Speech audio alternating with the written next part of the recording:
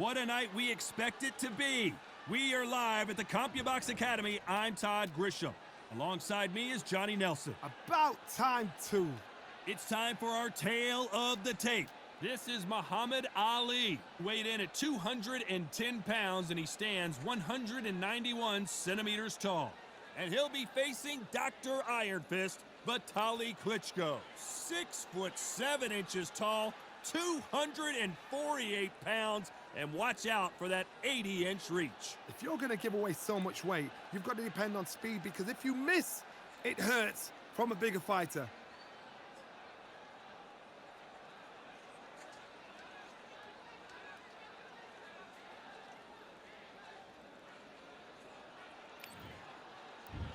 Muhammad Ali, perhaps the biggest mouth in the game today, but boy did he back it up in his last fight as he just beat Sonny Liston to claim the World Heavyweight Championship.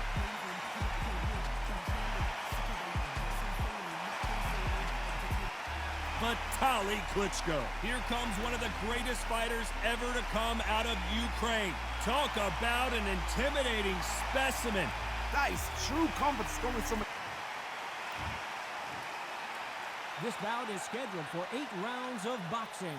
In the red corner, introducing in this corner, undefeated in his campaign with a record of 20 wins, no losses, 16 wins coming by way of knockout.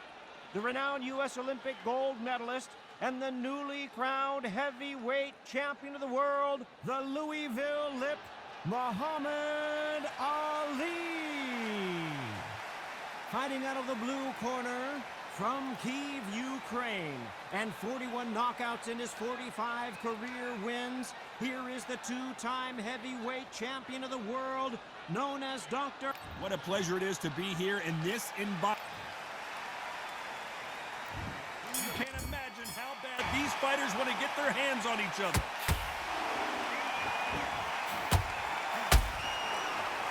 Defense is not an option for these two.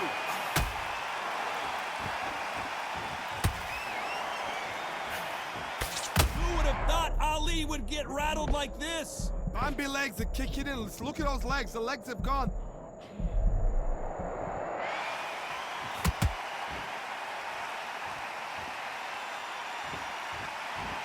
Just when you thought we'd see a lull in the action, here we go again.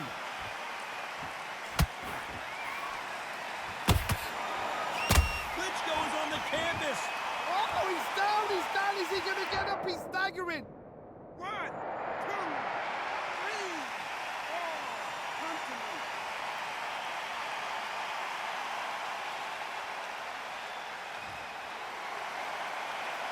The referee says they can continue, but how much more do they have left? What resilience to be down and to be back up again, to get yourself back into fight again, to show your fitness and determination. Maximum respect. We need to turn this around halfway through. Not the best start, but you know what? The cornermen now, it's down for them doing their job. But get through the round, regroup, right, freshen up, boom. Different tactics.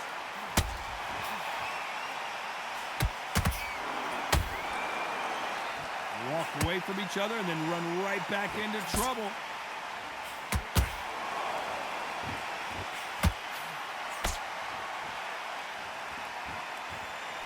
Throwing the hook, but it doesn't score. Is this the beginning of the end for Muhammad Ali? His legs have gone. He's got to get their hands up. It's survival instincts now. Get him up.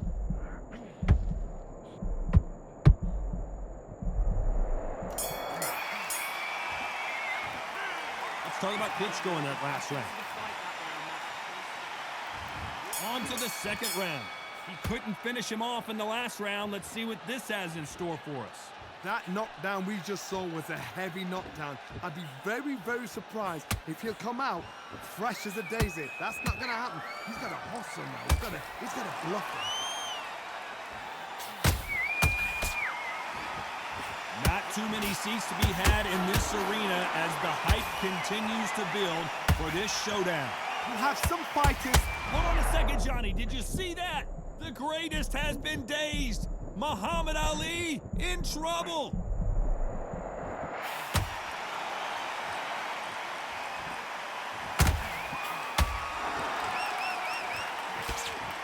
left hook won't score.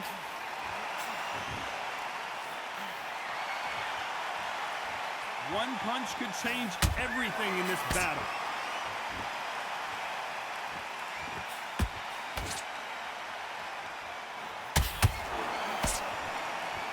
You gotta like what you're seeing as we reach the halfway point of this round. Very close match. It shows the skill, the discipline, the respect both fighters have for each other, because no one dare do anything out of turn.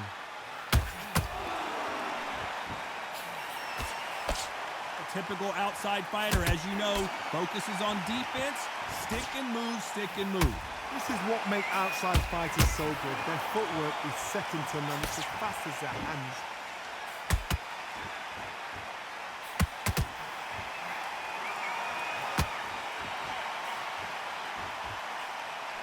Swing and a miss with that hook.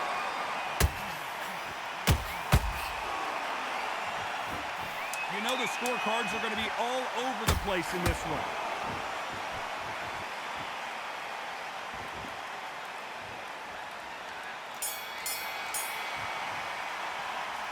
Well, we're entering desperation. On to the third. So not the best round, but let's see if they can turn it around here. That was a tough last round. Now you've got to make sure he doesn't put it on him. That's what he's going to try and do. So tie him up, hold him, lean on him. Don't get drawn into a fight. Not yet. Not until your senses have come back.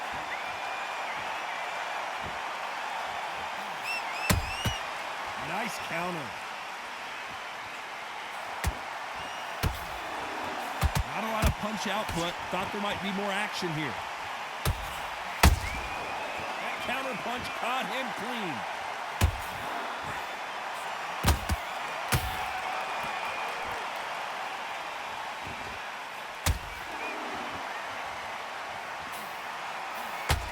The bravery being shown here is just incredible.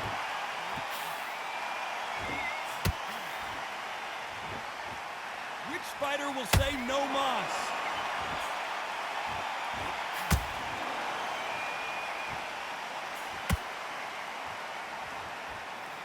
Back and forth they go, neither fighter willing to back down. Skill for skill, tap for tap. Just like a match made in heaven.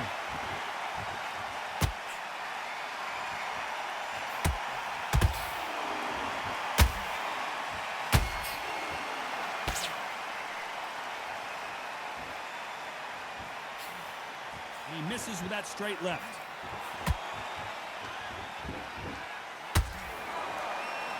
Needs to put some combination work together. One punch is good, two punches better.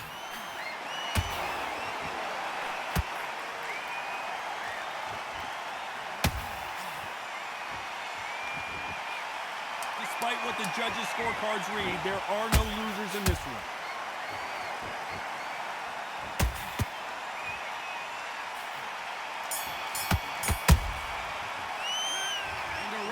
Seemed like an eternity for them. Finally comes to a... There's the bell for round 4. Coming off a very tough round. Let's see what they do here. This is one of those situations. You've just been hurt. You've got to get out there again. Be smart. Be sharp. Don't be a fool. Don't get suckered in. Make him fight your fight. Hold him, tie him up, just until your head clears again and your legs come back again. Because if you don't, he's going to pop you off. Nice counter punch right up the middle.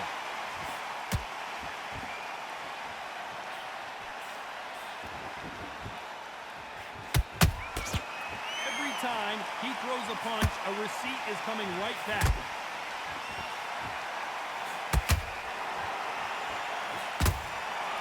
Not a lot of punch output. Thought there might be more action here. By the way, the connect percentages have to be off the charts.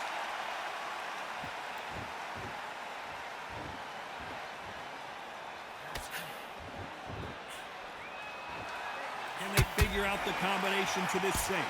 Perfectly matched, skill for skill, tap for tap. Now this fight will say, you know what, I'm just that notch above you, and so I got to respect both of them. More than happy.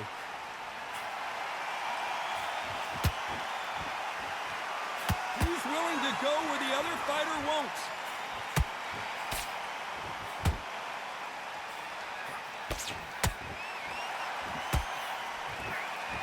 hook thrown, but it doesn't. Oh, right there. If there's anyone that can get out of trouble, it's Muhammad Ali. A much better game plan here. What recovery skills they are. What a shot it was. Completely gone. I thought there's no way he's going to finish this round. But look at that. Look at them. This round's still up for grabs with just 10 seconds to go.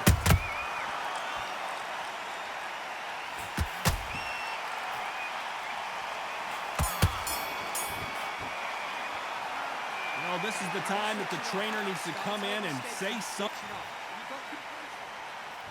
Things are starting to heat up now as we enter the fifth. Let's see how they bounce back here in this round. They've had 1 minute to recover. Now they've got to bluff it. They've got to bluff it. They've got to come out now and style it out. Get on the back foot, jab, rest on the jab. Be smart and pop until your legs come back. Then put the pressure on.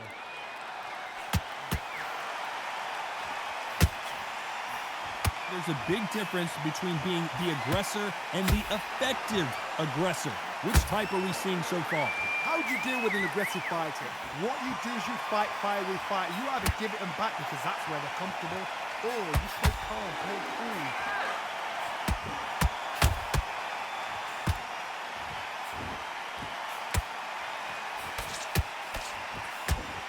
It's like a game of joust. They both got their swords. They're slinging it.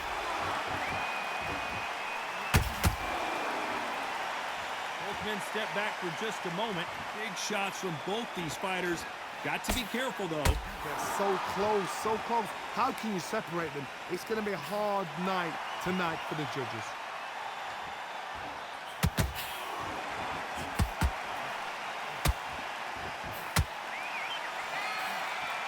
In the early rounds of a fight, you'll see two boxers feel each other out, test each other's power, and I think this boxer has decided I can walk through anything that lands. What a gift. What a gift it is to have a chin where you know you can walk through anything and everything. When you let those shots go and it's just bouncing up and they're walking you down, it's so demoralizing. It absolutely breaks your heart. What else can you do?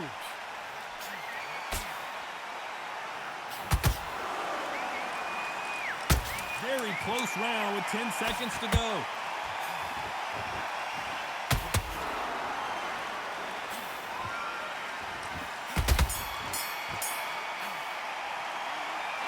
You know that bell was sweet music to his ears. This is the beginning of round 6. It has been all one-way traffic. How do they turn this around? Now he knows he's been hurt. He's going to come out and put the pressure on. He's going to throw the kitchen sink at you. You've got to be ready for that. Don't fight fire with fire. Hold him off. Be smart because he's going to try and put you under pressure. He knows your legs have gone. He knows your head's not cleared. Be sharp.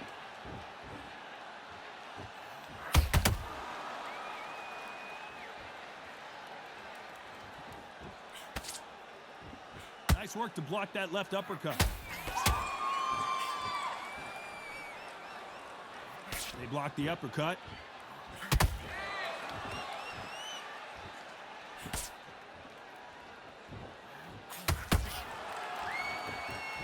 Tried to score with the uppercut.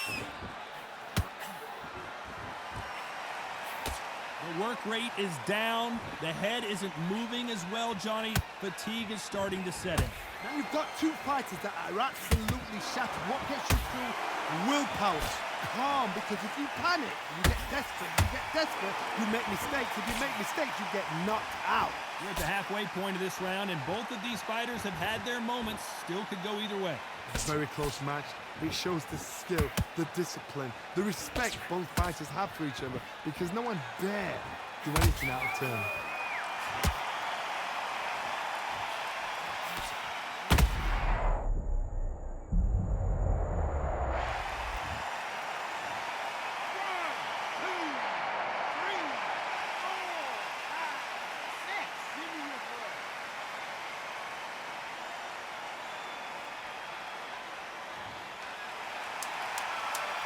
Not the best of rounds with 10 seconds to go. Oh, and Klitschko just got rocked. Does he know he's hurt him? Look at him. That back foot went. It completely shivered. Did you see that, Tom?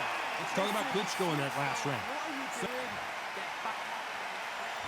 And there's the bell for round 7. And really got banged up last round. What can they do here to change the momentum? What a heavy knockdown. How are they going to come back from that? They've staggered back to the corner. They've got to freshen them up, alert them again, get them back on point again. This round, they've got to coast around. Don't get involved. Give yourself another 3 minutes to get your head clear.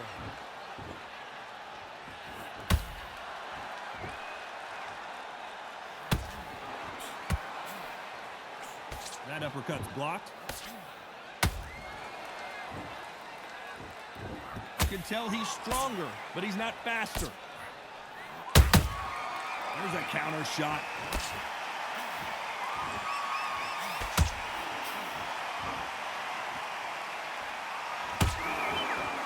Incredible work rate. Every time they throw a shot, they get countered. They hit like heavyweights, but they move like middleweights. Truly elite level stuff here. Some fighters are just gifted. Gifted with such hand speed, footwork, movement. They are gifted. They are the chosen few.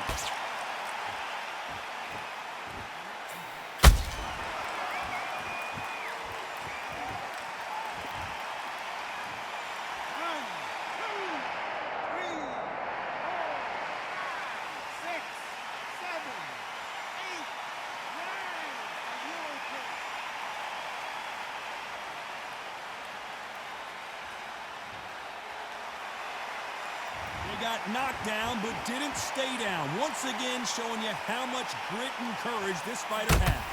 Look at his corner. Look at his strip. Final 10 seconds here, and this has not been his round for sure.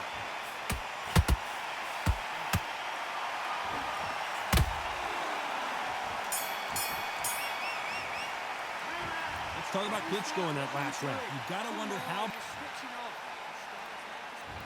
And we enter the 8th round. His eyes look pretty clear here, Johnny. How do you think he's going to do after... Oh, right there!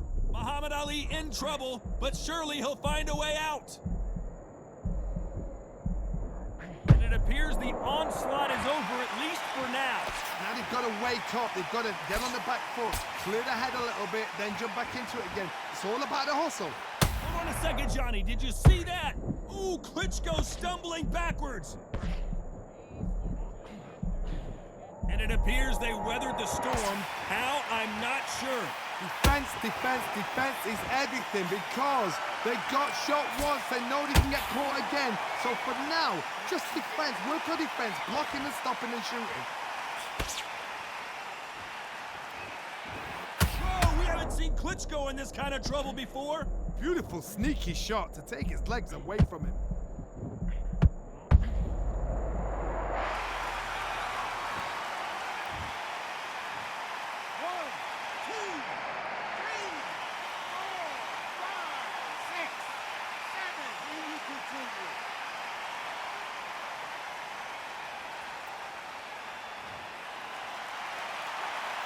On their feet, but is this the beginning of the end? Hard, he's up. I'll be surprised if he makes it back to the corner. And if he does, will he get back up from the stool again? That was a shot.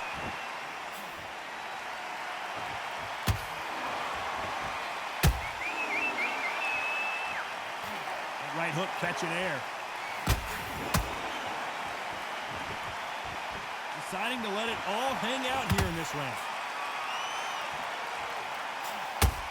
Looks like he's going to survive the round here, but just barely.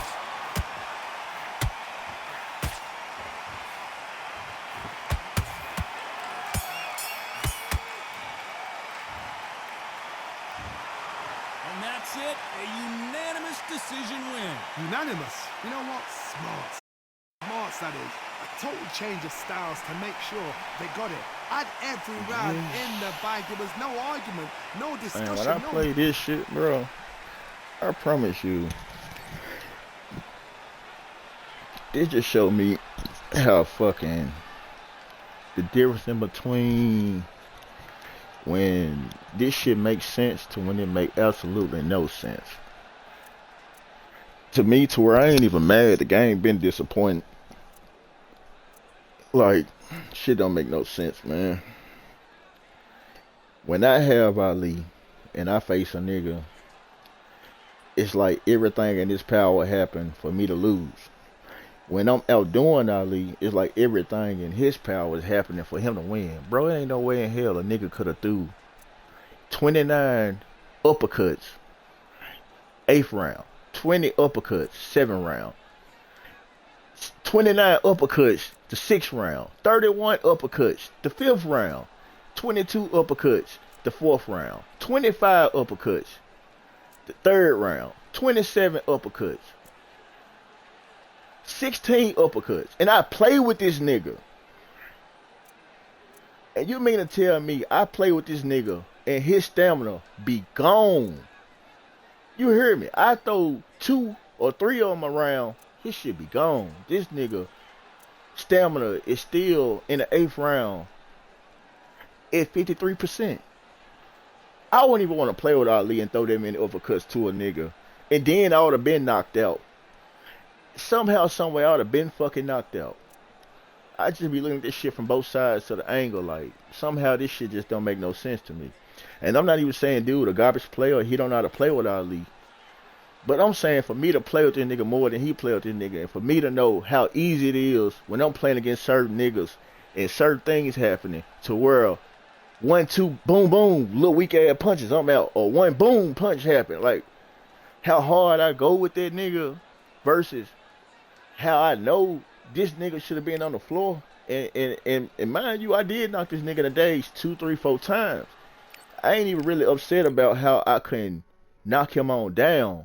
But I'm upset about how, at the same time, niggas knocked me in the days, how easy it is for me to go down in that scenario. And I done been in that scenario plenty of times. That shit don't be making no sense, man. When shit be coming down to, nah, that don't make no sense. Now, a nigga that would have had way more experience with him, which I don't know how much experience he got with Ali. But for me to know a nigga threw that many vulnerable uppercuts, not threw that many type of shots back in there. And mind you, it be killing me that I'm throwing an uppercut in there sometime back. And I can't even be fully mad. Because every time I look at the game, I'm throwing shots in. And the shots taking 10 seconds later to fucking finally show me that it hit him. I don't like that shit. Then what else he did? I'm right here on this nigga. He ain't did no slip and grab. He ain't did no move and run out the way. It was so many licks at that same time where it was either me or him. And I know I struck first. And it didn't hit him. It didn't scrape him. It didn't touch him. The game so fucking fucked up that playing this shit, sometimes I be like, bro, I don't even want to play this shit just because. My punches go fucking, I don't even, bro, the shit's so fucking trash. It ain't even because I lost. Like the whole first game, if anybody watched that motherfucker, that shit'll just be like, man, I don't even see how bro didn't hit dude. I don't see how that shit didn't hit. I don't see how when he threw this shot right there, that motherfucker didn't hit dude. All thing keep on going through my head is a video game. It's just a fucking video game. It ain't no way in hell I could be knowing I'm right there in front of a nigga. Biggest dude is. And I tell you, sometimes I play so good, bro, I get out the nigga swinging ring. Dude hit me with a couple uppercuts that I won't even know where near him. But I already know this shit is a part of the game. It always happens. It does that. But at the same time, it's like I could be hit with a ghost punch across the ring. But you mean to tell me when me and this nigga face to face, chin to chin, I'm throwing punches in there and it's on his body and it didn't touch nothing? And that nigga wonder why he just kept on throwing them uppercuts. But like I said, nigga play these games and they only play these games to the game level advantage. Like it ain't a realistic boxing game with some of the shit that go on. And I don't exploit the game to do certain shit because once in a while when you exploit it like that, people get used to it. Like, bro, you know I done been used to being uppercutted and hit in the stomach, uppercut, and niggas trying to do that uppercut. I'm just waiting on a nigga to finally throw that motherfucker to knock their ass out. Now I done knocked him into it, but it'd be funny to me. As big as this bitch ass nigga is, when other niggas have them, they could throw some of the same licks and blows, and it skipped me straight from a countdown scenario to a straight knockout, or from me being dazed and try to. But anyway it go, bro, I done fought on the end of Klitschko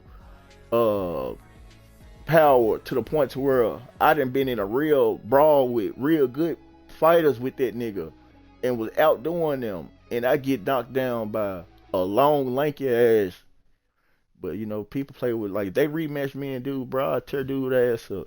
That shit really pissed me off Got because high hopes for this contest with that these shit two really pissed me fighters. off, Should and be now a I'm really good him matchup. versus him. I'm Todd Grisham.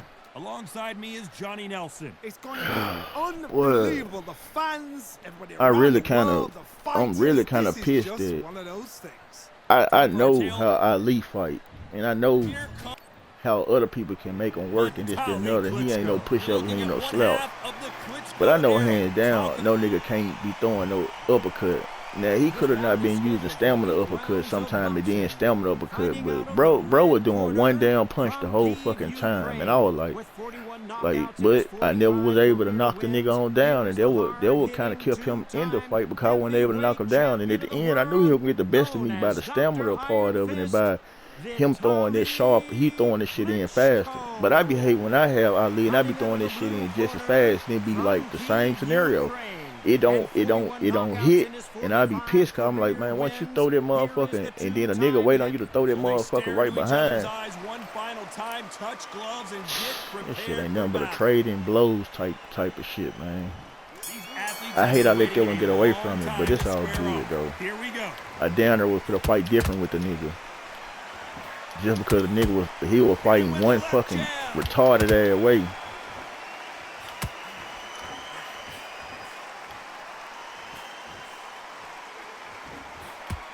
Left hook. It's finding its target.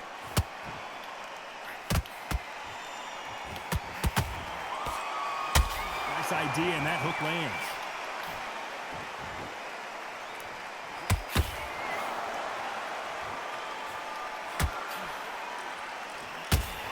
All the talking has been done. It's time to start doing the walking.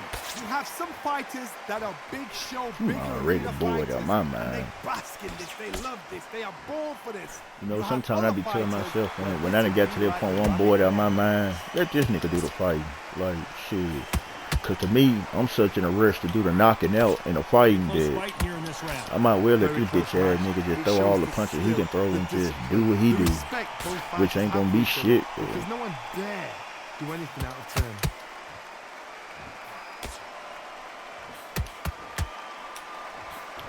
No, I'm kind of highly pissed because my winning streak just got fucking knocked off too, just because of that little stupid ass fight. To be careful for that receipt. It's always coming.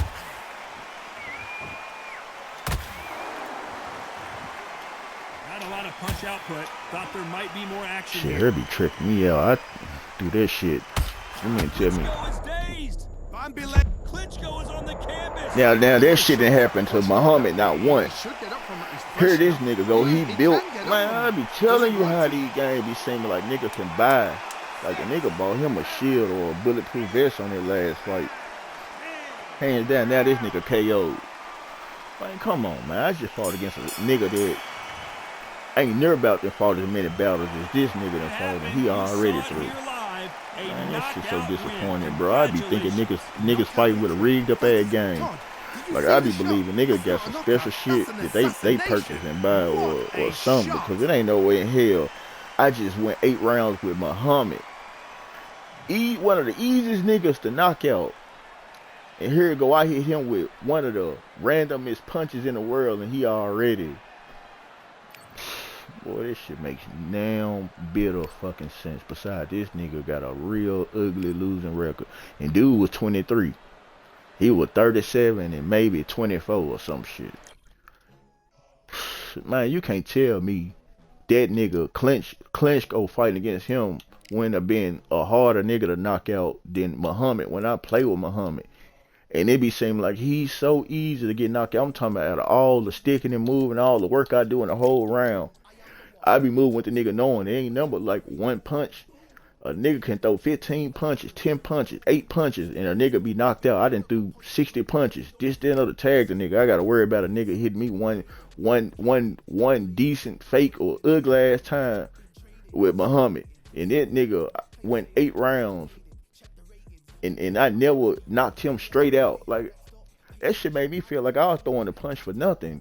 I'm talking about 8 rounds, I was hoping to land a punch that just knocked him out instead of me have to chase him down. And then even when I chased him down, they made the nigga block so tough. I'm like, when I had a nigga to block, don't be mattering.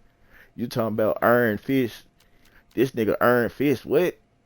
And this nigga able to, man, come on, man. Shit, her be. Shit seem like it be sometime. I can't believe a nigga sit up there and threw down there 170 fucking uppercuts.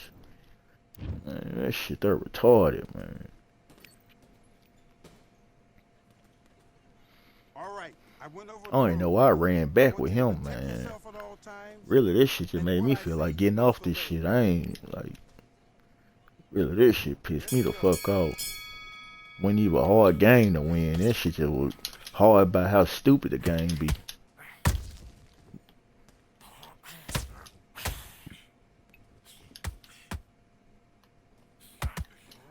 And then I'm talking about the nigga play with Ali so fucking arrogant. He just walking into licks. Only thing that man did sometimes was just use that little sidestep shit. But the man did not play good with Ali. Man was just playing so fucking arrogant, taking free shots and just letting me hit his ass at some point. Like when he was trying to duck or dodge that shit at some point, I'm like, and this nigga ain't went down yet. It be that type of shit that be making me look like, man, some of this shit be all for nothing. A nigga can just use him like how he used him, whether he knew it or not. I knew it. I knew he easy knockdown, you know, just being like that. I done got knocked down sometimes so motherfucking wild and so fucking crazy. I'm talking about being an expert, moving, shaking it, not barely being touched, and a nigga just boom, tip like thump a nigga. There he go, he out. I mean, the fucking games I done lost, sitting up there playing with a nigga, and it came over a fucking knockout by something that was wild to the point that I'm like, man, that shit when you like, that shit wasn't hitting on nothing.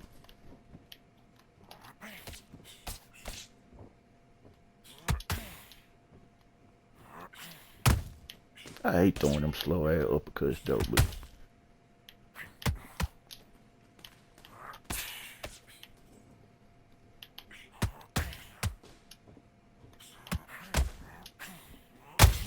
I don't see how he didn't get hit with that second one though. Being real, I hit the nigga with the first one. He didn't move nowhere. He just leaned back. The fuck he still didn't get hit. Maybe Amateur Health said, it's time for your annual checkup. Find a primary care provider linked to Midley Stop to cancel. Come on, you're switching off. Get out there. Man, I tell you, nigga say whenever you try to use logic in a video game, you're gonna lose. You better use whatever the video game can be on. Cause if that shit ain't, that shit crazy.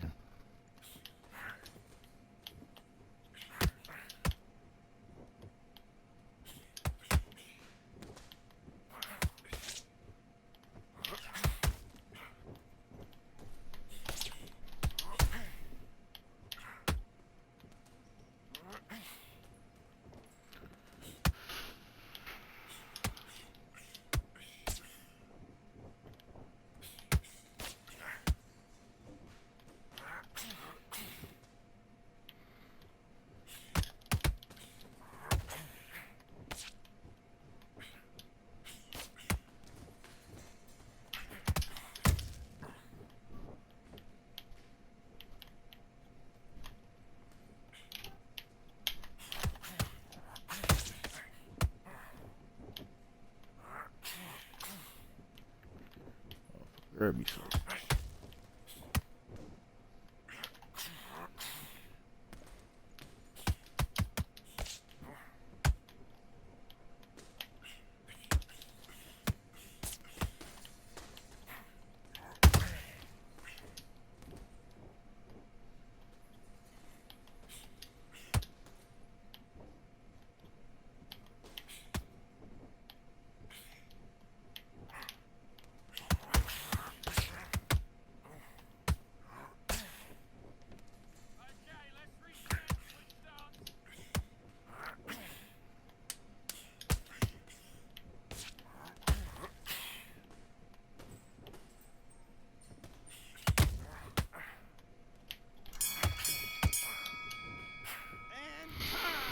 Starting to make mistakes and you're switching off.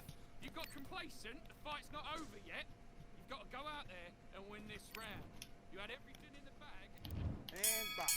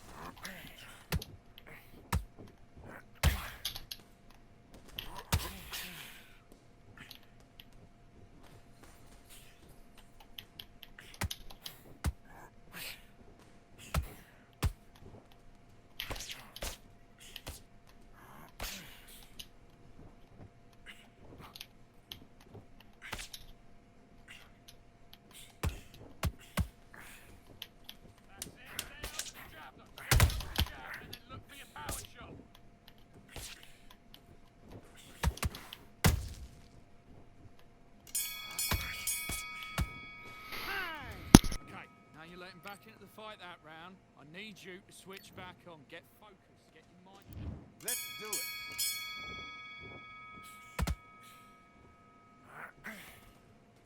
Okay, it's not working. It's not working. Switch southpaw.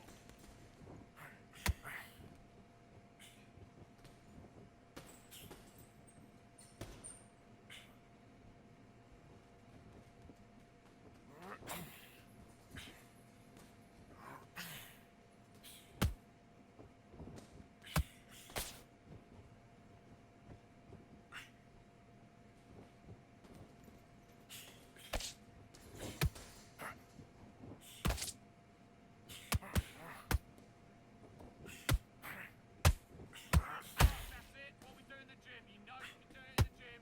Be confident. That's it. Nice and smooth. Stay that way now.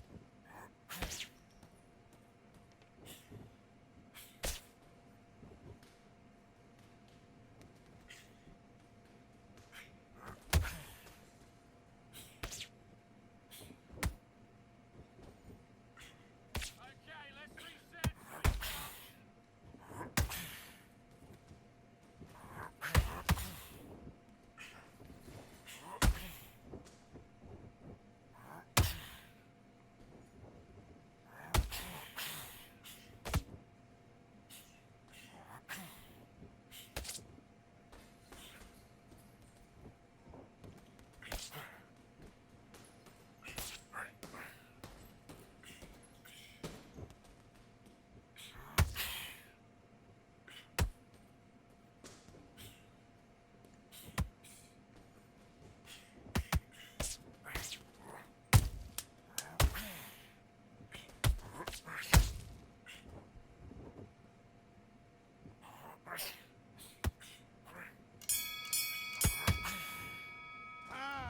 Mate, what are you doing? Come on, switch on, switch on. You've been coasting this fight, and now you've let back in. Let's fight.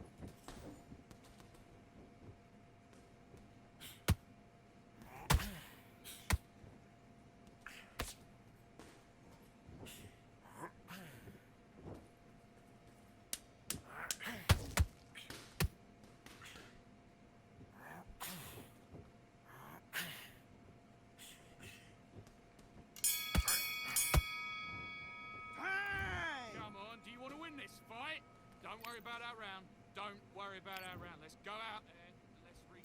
Let's do it.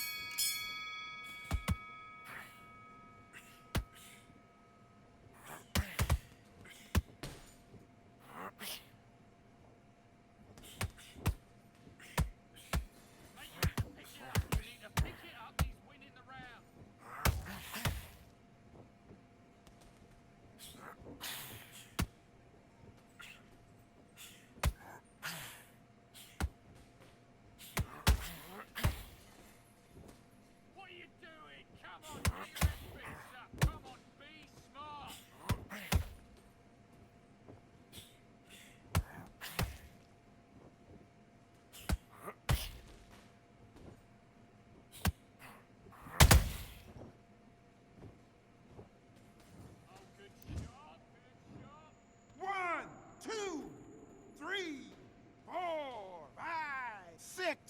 to me. Are you okay?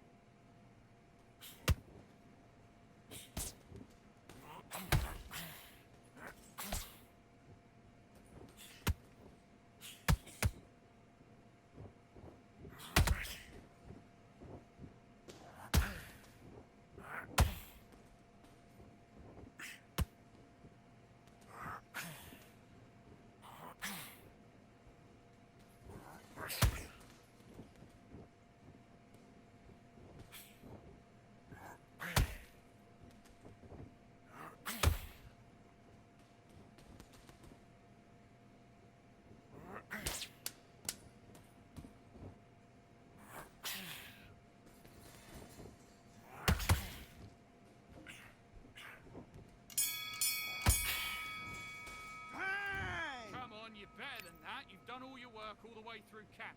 Come on, you've let him back into the fight. You're much better than this guy. Let's go.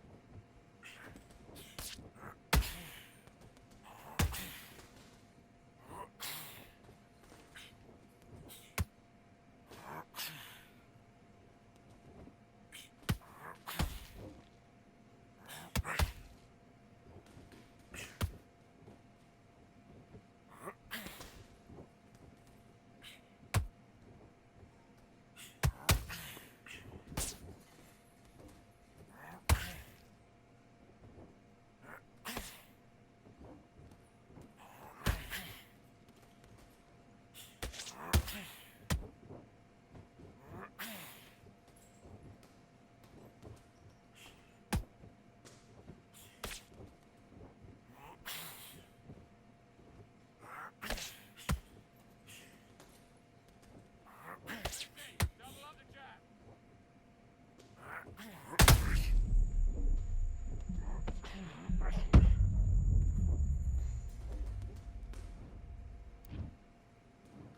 One, two, three, 4, 5, 6. Are you all right?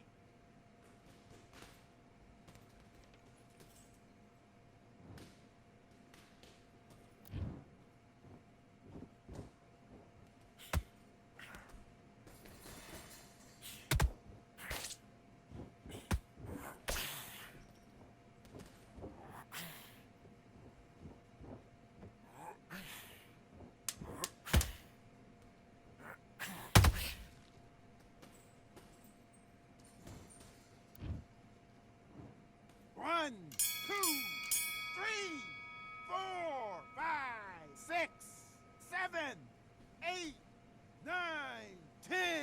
You're out.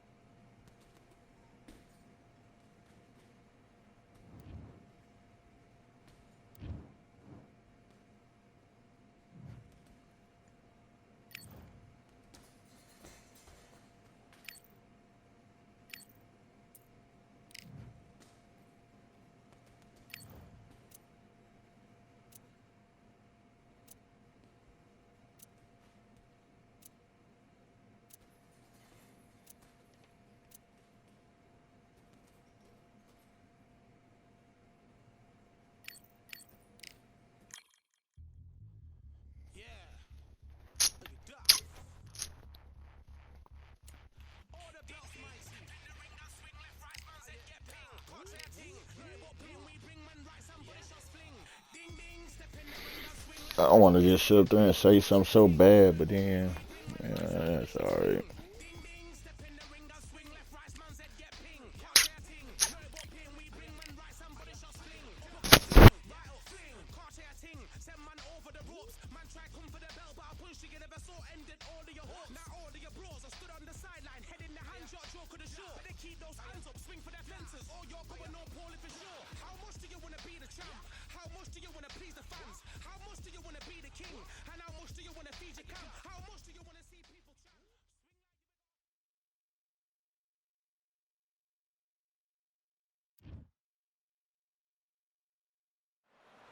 Here we are getting ready for this showdown between these two fighters. Should be a good one. I'm Todd Grisham.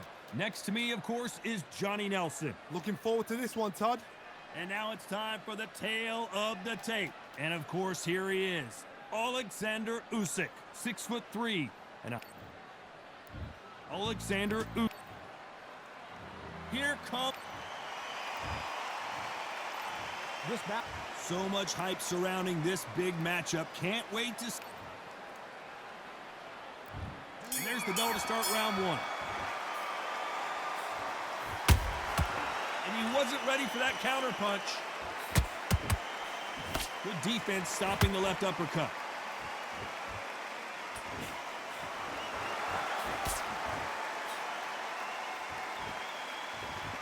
He parries that left jab away.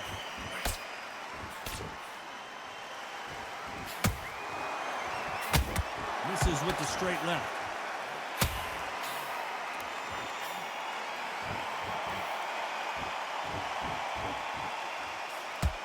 So much pre-hype surrounding this fight. The fans are on the edge of their seats. Situations like this, Todd, will either make or break a fighter because the expectation from the fans of the people here, of the millions of people around the world, people like you and I sat here expecting everything and anything, can break a man or make a man. Halfway through the round, and there's not a lot separating these two. Perfectly matched, skill for skill, tap for tap. Now this fight will say, you know what, I'm just that notch above you, and so I've got to respect both of them more than happy.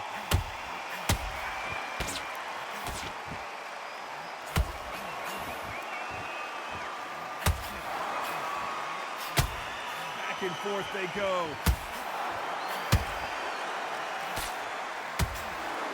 Good defense on that left hook.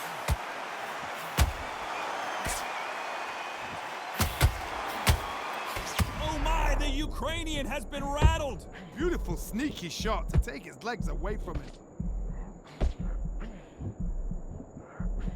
Despite what the judges' scorecards read, there are no losers in this one.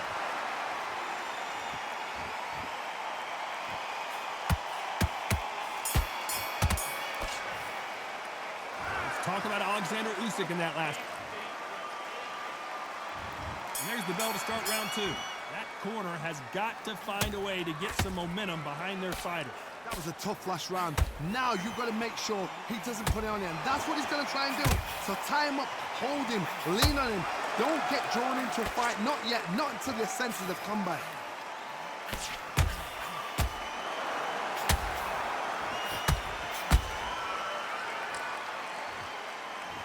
Sometimes when you're fighting a counter fighter, the rounds can get a little boring. You get trigger shy because you know if you throw a punch, one is coming right back at you. Reaction is second to none. It's the blink of an eye, and they're waiting for any little twist you do. So you've got to fight a counter punch is smart.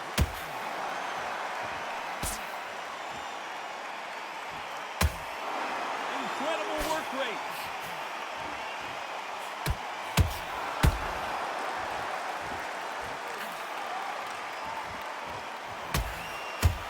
Let your hands go a little bit. It's okay to be aggressive now.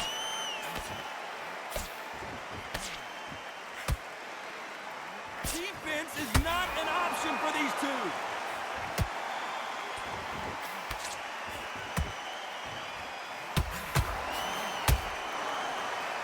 Maybe I'm crazy, Johnny, but this slugger's game plan appears to be hit me in the face as many times as you want, and right when you get tired of it, I'm going to catch you with a counter and knock you out. How you deal with a slugger, you've got to use brain over ball. Boom in the matador, pop, jab, move.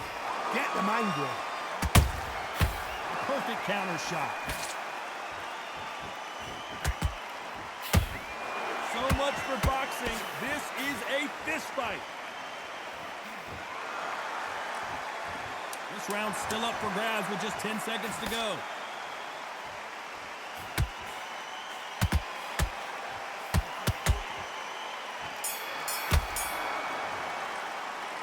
Let's talk about Alexander Usyk in that last round.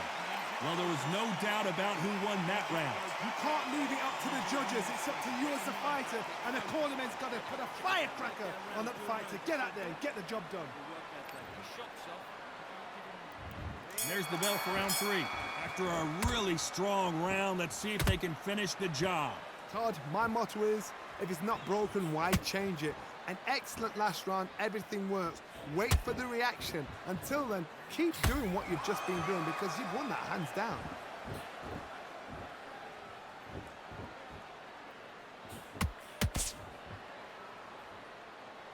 One punch could change anything when these two step in the ring.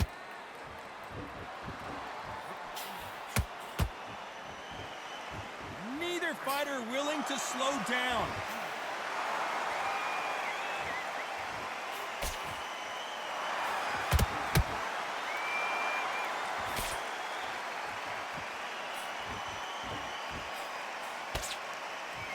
One moment changes everything, especially in this division.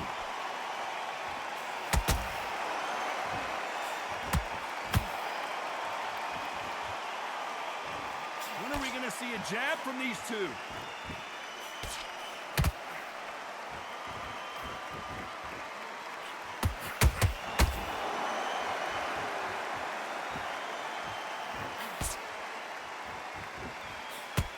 Do you believe what we're seeing? Nice stop, but that won't score.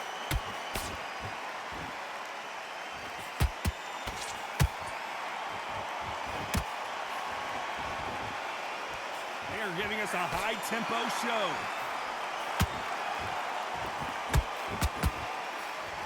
They've got to use their jab better in this fight. A very competitive round with 10 seconds left.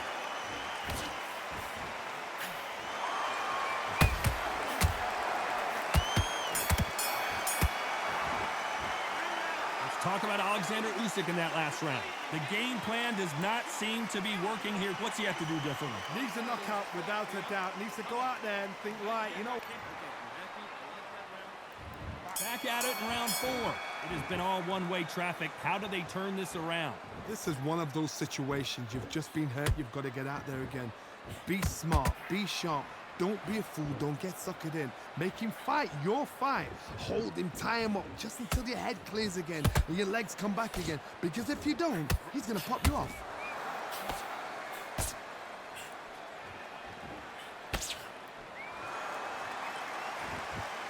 We both know who the bigger power puncher is. There's a significant power difference. How would you handle that? This could be really intimidating, Todd. If you know somebody's got the punch power, someone's got the speed, it can be intimidating. Just depends on how confident you are as a fighter. Lucky that hook didn't score.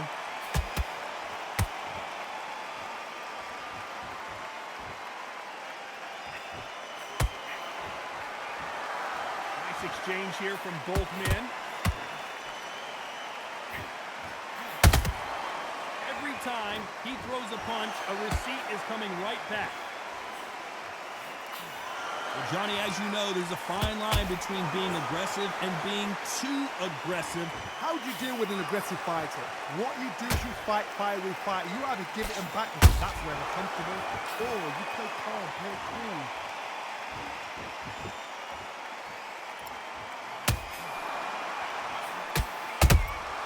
Punch, counter punch. Beautiful counter shot. They both want a highlight reel knockout.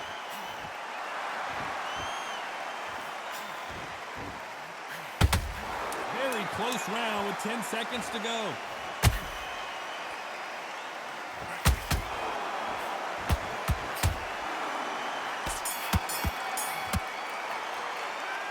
Let's talk about Alexander Usyk in that last round. He is down big time. Here's the bell to start round 5. Well, they got battered last round. How do they turn their fortunes around? They've had 1 minute to recover. Now they've got to bluff it. They've got to bluff it. They've got to come out now and style it out. Get on the back foot, jab, rest on the jab. Be smart and pop until your legs come back. Then put the pressure on.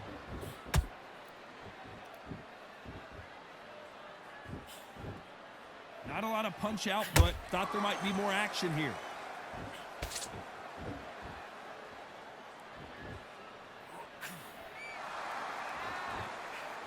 This This is the heavyweight division. One punch could end this fight. Some fighters are just gifted with such hand speed, footwork, movement. They are gifted. They are the chosen few. No rest for the weary. Usyk! Oh, I heard that, never by saw it. And the big cat goes down. I've seen many shots like that. A simple, short shot. Put the fighter down.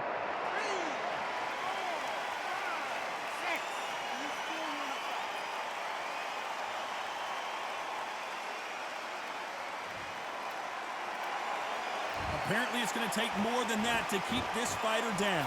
He's up, but for how long? Look at that. On the heels. Look at, there's nothing there. There's no defense. The eyes are glazed. It just takes one more clear shot. A clean one. Then he's out of there.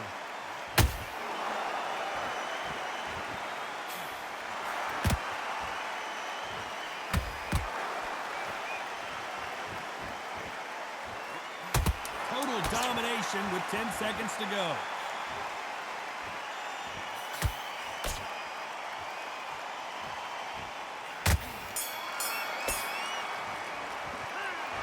Talk about Alexander Usyk in that last round. Let's see how the... There's the bell for round 6. His eyes look pretty clear here, Johnny. How do you think he's going to do after being knocked down in the last round? What a knockdown. 1 minute. You need 1 hour to get over a shot like that. Now it's down to conditioning. Now it's down to mental strength and preparation. It's how you are going to deal with this. They block the jab.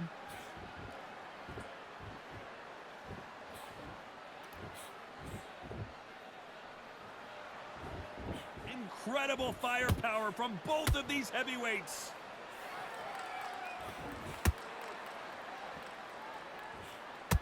There's nothing quite like a big heavyweight fight. Everything can change with one punch. Sometimes when you have a fight, the best way to beat a fight is not give them what they want. Because they want to get you there. They want you to stand there toe-to-toe with them and have a terror. That's what they do in the gym every single day of the week. What you've got to do is you've got to frustrate them as they set their shots. Get out of the way. And they'll get so angry, so frustrated because they can't work. Big shots from both these fighters. Got to be careful, though. Very close match. It shows the skill, the discipline, the respect both fighters have for each other because no one dare. I gotta stop you here, Johnny, as we pick up the heat. The big Ukrainian in big trouble. I thought we were going to see the finish there. What recovery skills they are. What a shot it was. Completely gone. I thought there's no way he's gonna finish this round. But look at that. Look. Do you believe this? Klitschko is down. Oh, no. Come on. Get up. Get up. It can't be over. 1, 2, 3, 4,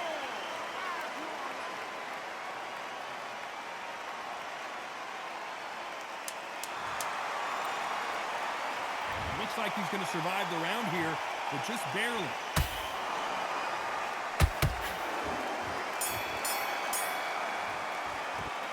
Let's talk about Klitschko in that last round. That'll be a 10-8. Here we go. It's round 7. Got to get the momentum shift coming their way. What can they do here? That knockdown we just saw was a heavy knockdown. I'd be very, very surprised if he'll come out fresh as a daisy. That's not going to happen. He's got to hustle now. He's got to bluff him.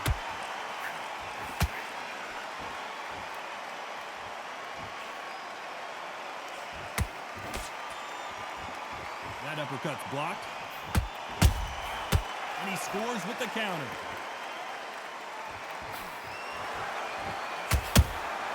They exchange punches. Needs to put some combination work together. 1 punch is good, 2 punches better. Usyk might go down here. What an upset. Does he know he's hurt him? Look at him. That back foot went. It completely shifted.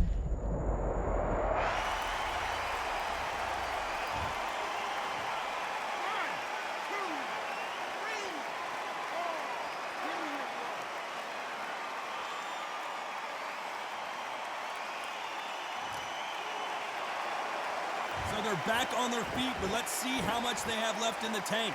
Somebody can smell blood here. They can smell blood. They've got to be smart. Get in there. Then boom, back in the same spot again. It happened once. You got away with it. You can do it again.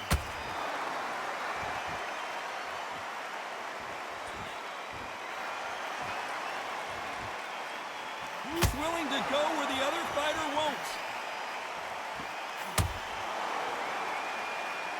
Both men step back for just a moment.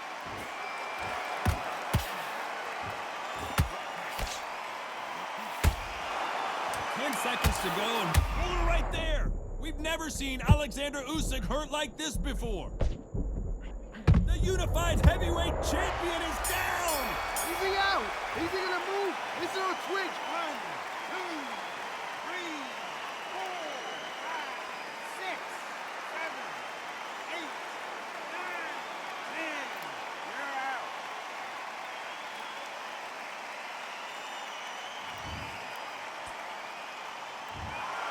You heard that right, ladies and gentlemen.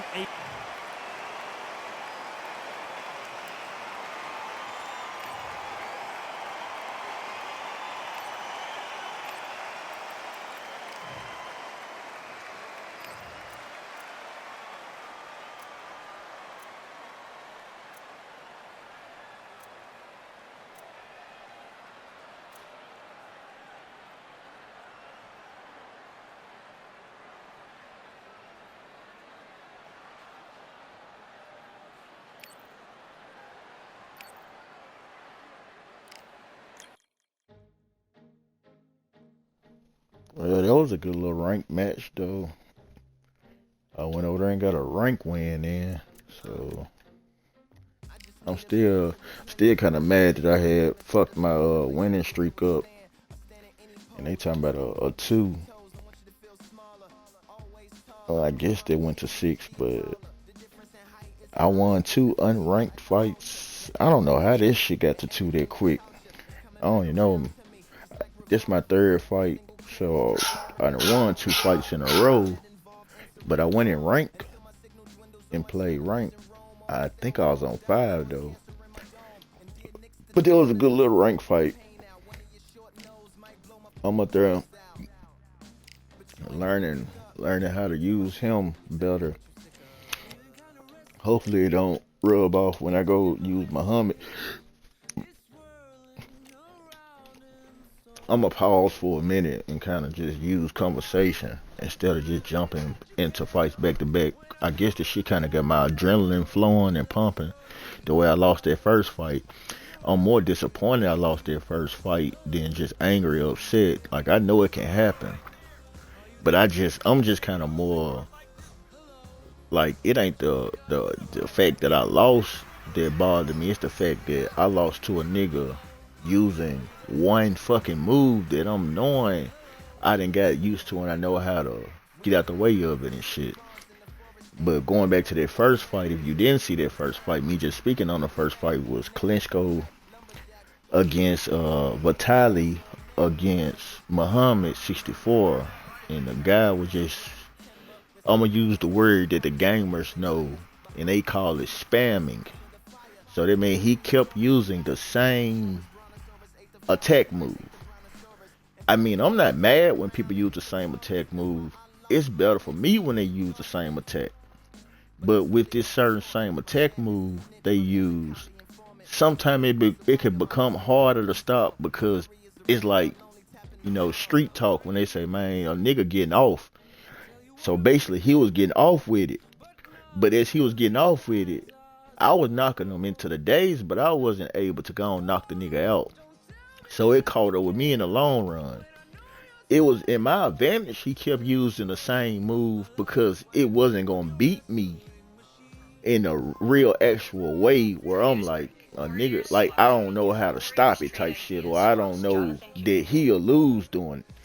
So it's like I guess he went with it. It worked, and it didn't do shit though. Honestly, it's pathetic when you got experience at the game, to the point to where you kind of like, ain't no way in hell a nigga can beat me with this shit. I know his niggas got this shit down packed and can use that junk, but it's like when you get to a certain point, one thing about boxing, I don't underestimate the shit. but it seemed like I had estimated it too close. So I didn't win where I was supposed to win it by him doing it because I had to avoid it, move out the way, and dodge it just like any other punch or punch that they throw. So I wasn't bothered by it, but I'm knowing it's lethal and it's deadly, but it's supposed to drain the energy in my mind. But I'm knowing my energy going to zap and go down quicker. So I'm kind of like, I gotta get them knockouts and them knockdowns, or at least I need to play for points.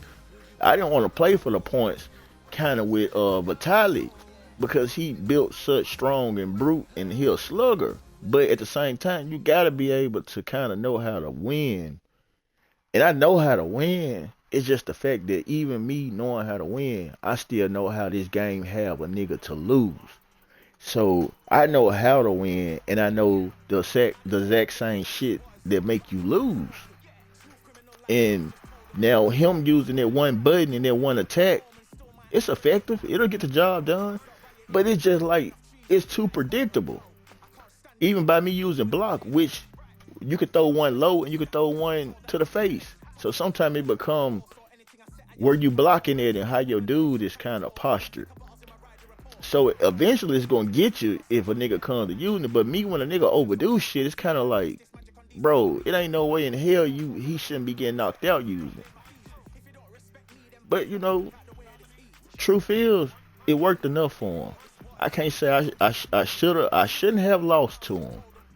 But by him not going away from it, and in the end of the rounds, his dude still had more stamina than mine. My dude stamina left round about the 4th, 5th round. That nigga dude still had stamina in the 8th round, high. So he didn't stop using the move. But when I use Muhammad, it's kind of like his stamina will drop, but sometimes you can preserve his stamina.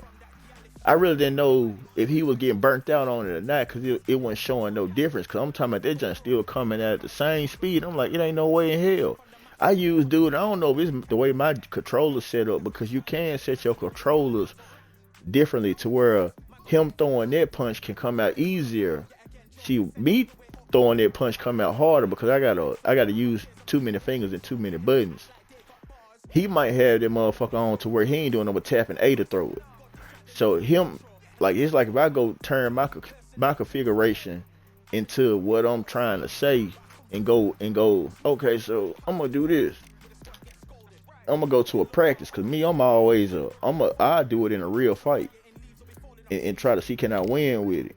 But what I'm gonna do is I'm gonna try to change my controller. I need to put on replays. I need to put replay back on,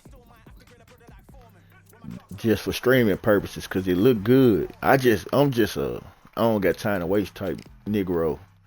So I'm kind of more so like, man, get me past all that replay shit. Cause sometimes when I'm getting knocked out, I don't want to see no goddamn replay showing me that I done got knocked out. But sometimes it's more valuable to see how things work and get a visual, because that also give you perception, and it give you an ideal of why you don't need to be crying about this digital animated video type game. So I'm gonna go over here to controllers, and I'm gonna switch it. Okay, so this how I know which one it is.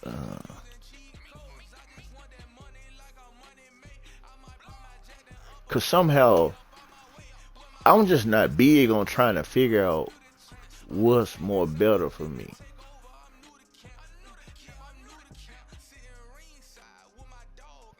So like, let me see. See me, I wouldn't even really know. Okay, so this is a good thing about it if it don't save, cause I don't want to confuse myself with the control and the whole time. So competitor is what I'm used to.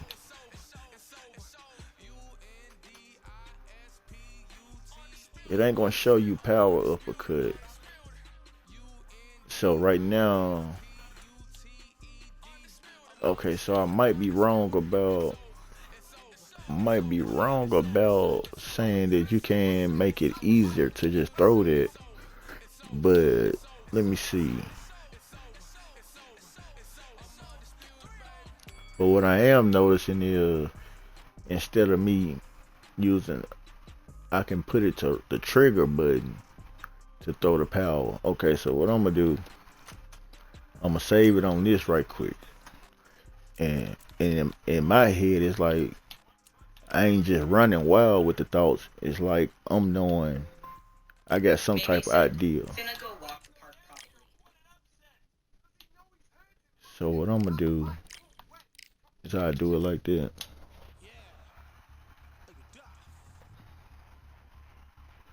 Then I do that. And I ain't gonna really put on Undisputed. I normally do that.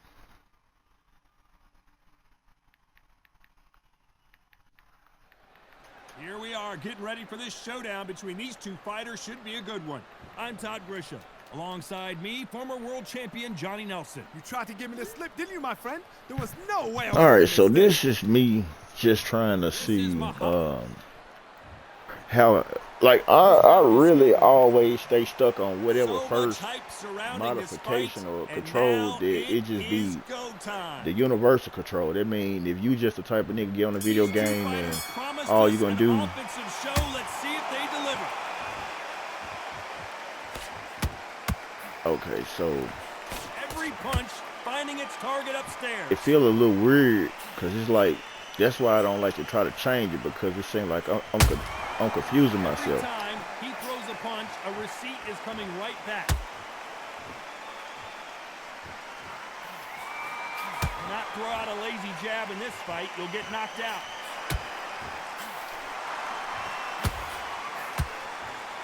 One thing I'm trying to figure out and feel like, do I like the way the trigger? Imagine walking into this time. But mind you, I'm taking more licks because You can't even hear your cornerman whispering in your I'm ear. I've doing been a in different type of situations control like that setting. where it can be terrible. Now I tried to visually look and see how much stuff is would change with by me, doing that. Because I wouldn't want a lot of things to change, but sometimes looking at the whole diagram, Shows the skill, the discipline, it the get me respect kind of for like my what eyes is will feel happening to blurred. them. Like Because this no one this nigga, dare he just, do anything out of turn. Can't score with that jab. I'm just trying to see what I like how that feel. To be careful for that receipt. It's always coming. Any way it go, I gotta hit that button.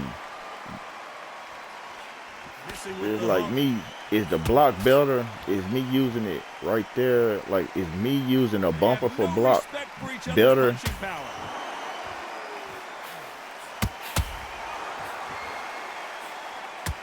This round's still up for grabs with just 10 seconds to go. Like, to me, if I can't see no big difference, it's like I just stick with what I'm used to, because muscle memory and just being able to just I really feel like I got my other way of using the controller setting more down pat. After a really strong round, And then I let's don't see wanna if get they in can no finish good the fight. job. Todd, my And motto now I is, done got into if a it's good not fight. broken, why change it? An excellent last round, everything works. Me, Wait for the like reaction. I'm Until producing then, less keep doing what you've moves, just been because doing, now because you won I'm that staying hands more down. stuck. Like, I ain't flowing. My shit ain't flowing. This fighter is See, like all that, about I keep finesse, stopping. using a lot of At them angles moments, I and want to lateral keep movement. moving. Do not give an outside fighter time I gotta to get used think. to. You've got to make the fighter panic. You've got to rush the fighter into doing things they don't normally do. The jab just got blocked.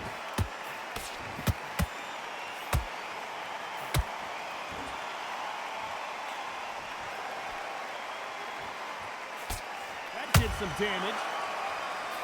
I can admit, like right now, You gotta like what you're seeing I'm as so- we reach the halfway point of this round. Perfectly I'm matched, so used skill to for skill, tap for tap. Now, playing this fight the will other say, control you know what, I'm just setting that notch above that I'm you, taking more so I gotta punishment. respect both of them. More than happy. because I'm not using the right buttons for the right things. Like, I'm not using block when I need to be blocking. Like, I let go of my Willing to go where hands. the other fighter won't. Like, even using changing around to the right trigger. The trigger. But see, look how many punches I'm letting go because I'm not used to blocking with this block, with the changing it around. Like I'm not used to, and then it got me so behind on what I'm used to doing to the point to where I done took about 30 punches, like wide open.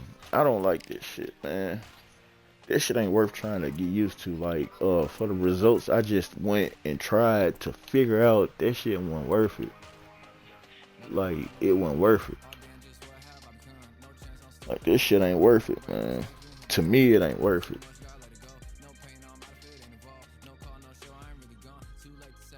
Like, I rather stick with what I already know versus trying to find a easier way to, you know, use a cheaper shot. Like, this shit ain't worth it. I do better with sticking with what I'm already used to doing, cause it ain't no way you'll work up to that level you at and then you'll all of a sudden seek a easier way or a different way just because somebody else really made it look more simple. I'm not trying to join a bandwagon or jump to something different or do something different. I'd rather try to learn from what I already know and how I already know how to move and how comfortable or just used to moving this way with this controller or these controls set up.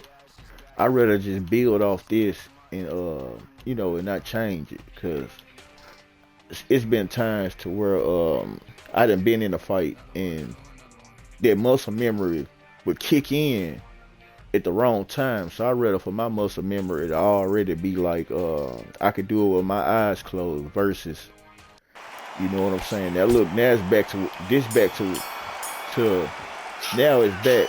That was almost a 10-8 round. Now it's back to the way I'm used to playing, and it's gonna be a real huge difference, way more easier, way more smooth. Already coming out doing way much more. Used to that. Now them licks, them good counters and good moves back with him. But you don't see more than one punch being able to land. Like that, I blocked 2 shots. Now I still ain't got hit no more than 5 times unless they was the fastest 5 hitting through. But I didn't get hit 20 times trying to figure out to swing or to block. Straight right just misses. I done threw more punches and landed more punches back in there. Yeah, I use power. His hands fast though, I ain't gonna lie. I be wanting to play with Muhammad better and better. Because his hand speed and his speed, period. But like I said, when I be putting in that work, look how he just dodged all it. Now this the intermediate Muhammad fight, 64. And this nigga, like, he in that whole shake rather than rolling, like right there on him. Like, trust me, I'm not taking it easy at all on him. See, but I caught him because, like, shit. And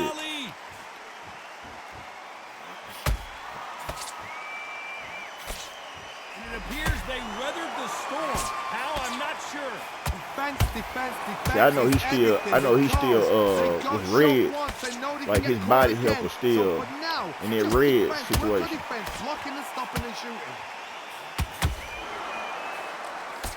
Now I could have been kind of okay. But it's giving me the sight where I'm seeing, like, when you fighting people, you don't get to see where they're barred. You gotta kind of guess it. But shit, this nigga still protecting himself. Even though I was able, that nigga put a whole do like. Now look at his stamina and look at mine. That is visually. This where I can see this shit. This nigga did way more swinging than me. Johnny, can he keep the momentum going after that last huge round for him? Todd, my motto is, if it's not broken, why change it? An excellent last round, everything works. That's why it's very important when you get them in their days to go and finish this shit. It's very important because you will be double working yourself with your fighter, and plus his stamina is dropping rapidly. Like, I don't know which punches. I don't know if too much power. I don't know how to preserve his fighting because just to say it, I might not be at that comfortable level to like throw just his basic normal punches because I feel like they ain't doing it. You know what I'm saying? So I'll throw power sometimes when I need to because I'll mix it in and then I'll throw some power because I'm not just straight out throwing power because I know straight out power is not going to work. But straight out power will come. If you come out doing straight out power and a person get used to that power coming straight out, what good gonna be your regular punches when they already knowing like, well, they see how fast the power come out, so basically you ain't gonna really be able to whoop their ass with regular punches because you done already burnt your power because your power is down there like, you know, as a child would say, that's like your secret weapon. So if I come out and I let him go and get used to the hand movement, the hand speed, what I'm doing, and that power shit don't put me ahead, I'm burning this nigga out. And I done already gave my best stuff. And now I'm going to try to rely on being able to figure out which one of these barely licks, like I'm saying, like which one of these normal type of punches is going to really push me over. Because that power punch supposed to come in and it's supposed to help you, you know, kind of, when you done did your normal punches. Boom, boom, boom. I done hit him with a lot of normal punches. Now I hit this power punch. It ain't no reason he shouldn't be knocked out. But playing Undisputed, you can hit a nigga with these good combos. You can hit a nigga with these good do, and you can try to throw that power. Sometimes that power still ain't gonna get it. Sometimes that power work on that first punch, and sometimes that power shot disappoint you with, like, I know I hit him with five shots plus came back behind with that power. Cause like you can throw 3 shots and you can still see your stamina ain't too far. Then you throw that power didn't really drop too hard. Sometimes you get to the point to where you throw these shots, these regular shots, and come with that power, there's no way this fighter and it's all gone. Their resistance to these blows just isn't the same. I've seen some fights with I know he ain't burnt out, but given this type of look, like he looked like he kind of was burnt out. But by me being able to see his stamina by playing intermediate, I don't gotta be fooled by like what his shit look like. But to be honest, he still got all the advantages over me. Like, I'm still working to get a knockdown or knockout. Then sometimes I be so used to going up high, I ain't doing no good at this body. I ain't doing enough body shit. Because to me, I be feeling like this body hook sometimes, it take too long to me. Like, it go too wide, like that one. Like how that junk just did that. Look how that, like, I hate this one. I hate that one. That shit look like you gotta go around the corner and around yonder. When I throw this junk, I hate that junk. That junk allow people to kind of stop it, and then they hit you with 2 or 3 pieces, and then you be looking like, damn. You gotta make sure. Like, I like this one better. That right one. That big hook doesn't land.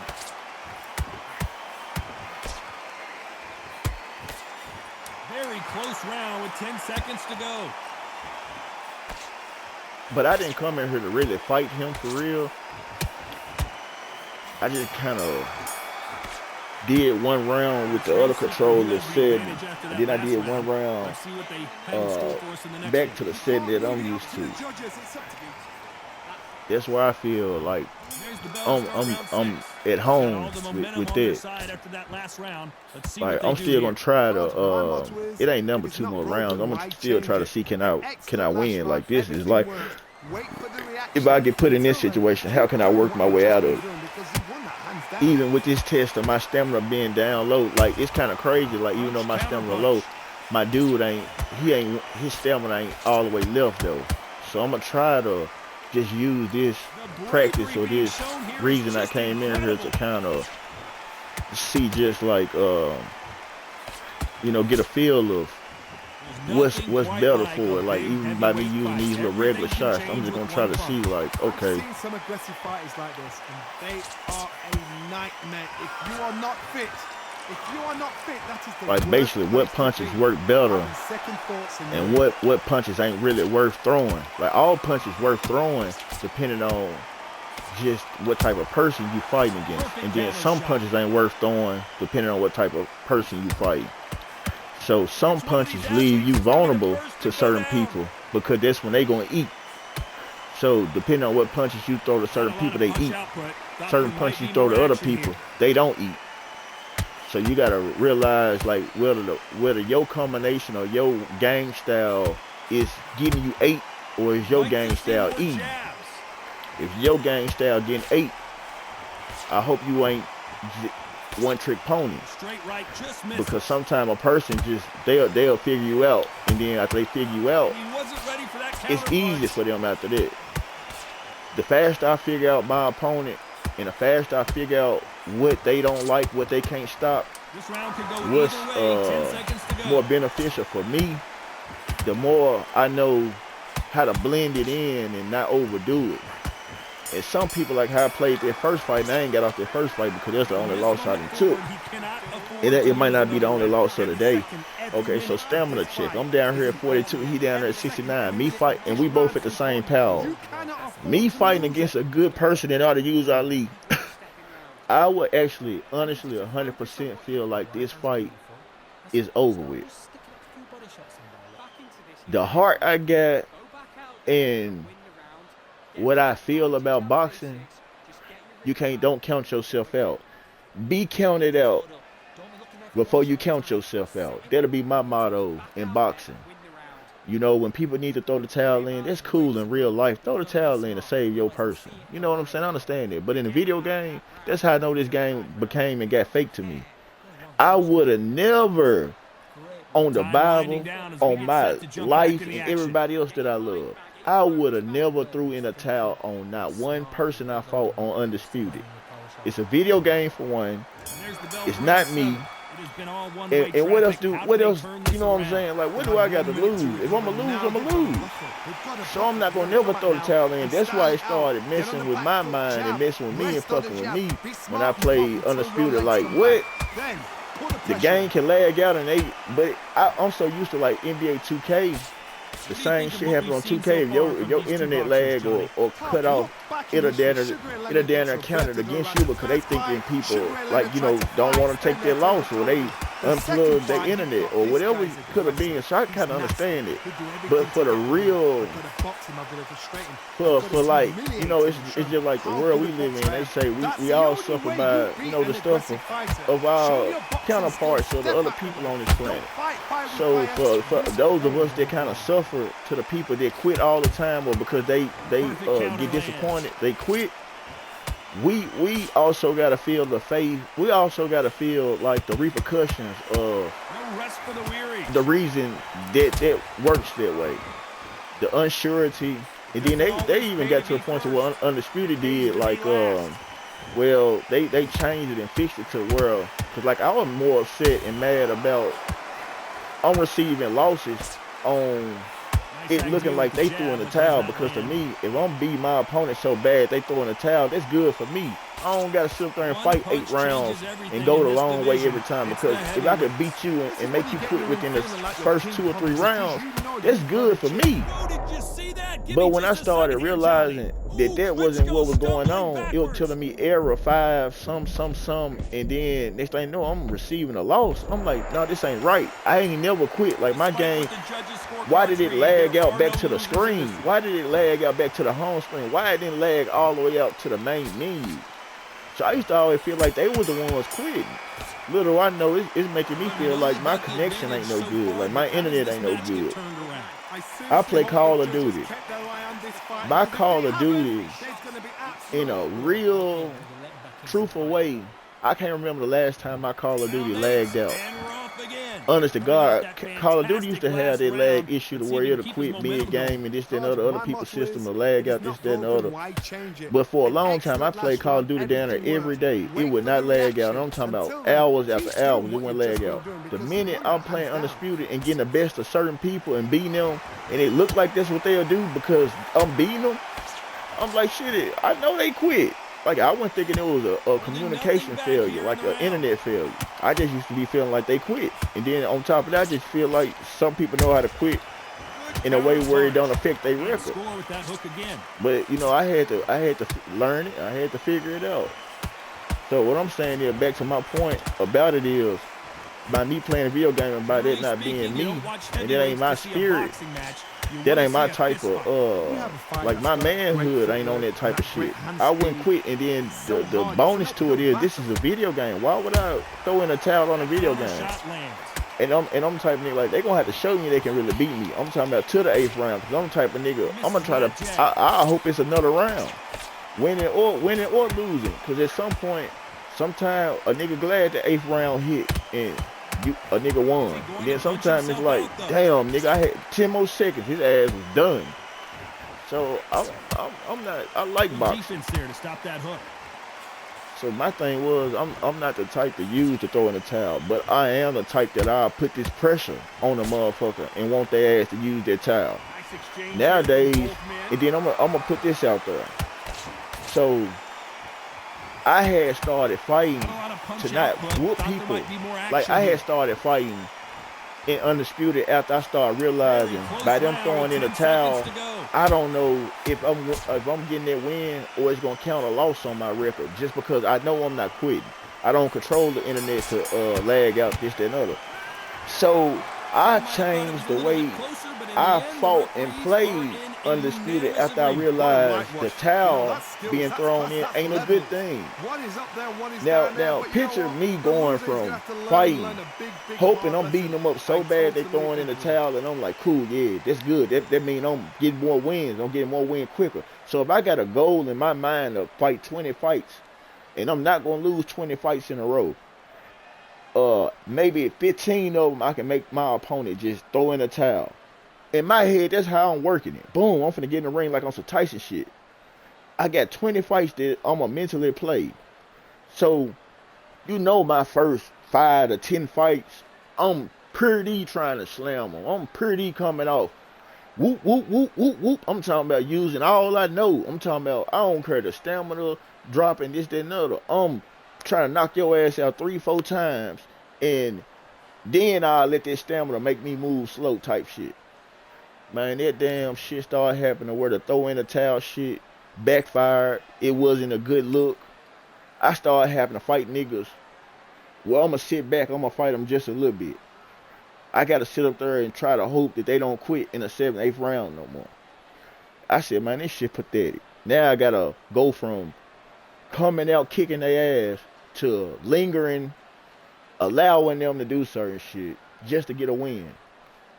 That's the difference in between when I first started playing Undisputed to where I mentally had to mold my mind differently and fight differently, because I wasn't rewarded my wins. I was like, man, can you believe you fighting a fight whooping a nigga ass, and next thing you know they quit? You feeling like they quit and they give you a fucking loss, and you knowing like, nigga, I just beat this nigga every round. I'm thinking he threw in the towel because it's showing that they corner threw in the towel.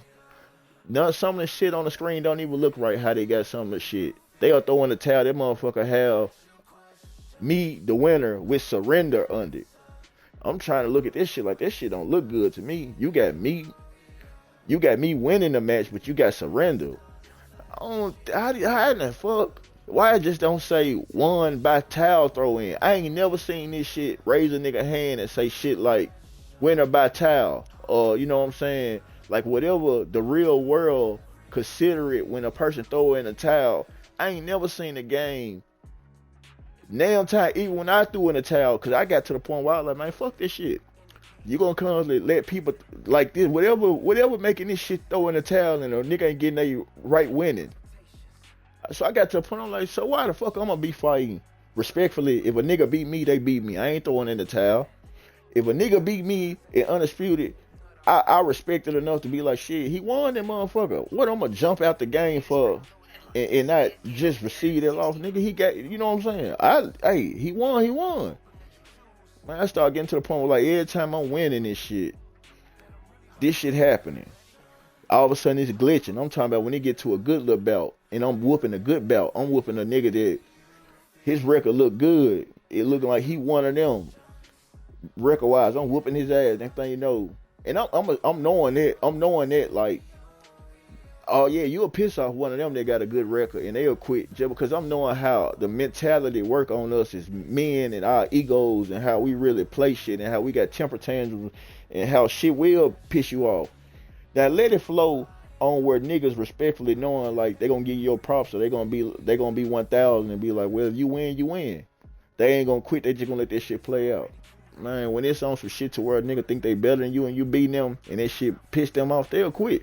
So I was beating good niggas. I was being good record holder because I'm telling you, I came in this shit like a chip on my shoulder. For one, I don't like losing. For two, I don't like a nigga bragging. For three, I don't want no nigga thinking they can really see me in this shit. So I'm putting my all into it. Every time I went into it, I'm talking about video game and everything. Ain't a nigga finna beat me like that. But you know, it's a video game. Like I said, a nigga said, any nigga that think logical in a video game world, you gotta have a couple screws loose because it's a video game. This shit ain't perfect. It's controlled by just being programmed and put in play for us to play this shit. So that's why I don't take it personal. It's just more of an upsetting disappointment when it's just like when nigga ask me, is the game worth it? If it's worth the money? I'd be like, hands down, hell no. But hands down, in a way, yeah. Because it ain't a perfect game. But is it worth the money? No. It ain't worth how much they charge for this shit. But it might be worth it because this how much they put into making it. And like I tell a nigga, this the video game they made for us to be able to play because we've been asking for a boxing game for years. And for them to have made the game, this is what we paid for. This is it. Far as if a nigga too cheap to pay for it and to get the experience, that's on them. For niggas that'll pay for it and get the experience and talk about it, they more of a winner. Because at least you paid for it and you win it by knowing what you wanted to do and you played it. I can't want to play a game and I'm too cheap to buy the motherfucker. I ain't gonna wait for that motherfucker to get down to the cheapest price to play it. I'm talking about if this is what I want to play, well, I'm not finna wait 3 to 6 months. I'm not finna wait for a year or two. And then some games that you could tell that people will try to wait for it to drop down to a certain price. Certain games don't never drop. I mean, like, I done seen where certain video games is such a high demand type game to where that just still was up there for a long time. I'm like, shit, certain games don't drop down like that. I remember when Dragon Ball the Kakarot junk came out. I was looking at the Dragon Ball Z Kakarot, wanted to buy that junk, but I'm knowing like I'm a grown man. I'm not desperate to play Dragon Ball Z video game like that. Then I went and bought a couple Dragon Ball Z games and tried them whole with garbage as a motherfucker. I was like, hell no, they weren't on that level of what I wanted to play like on some Dragon Ball Z shit.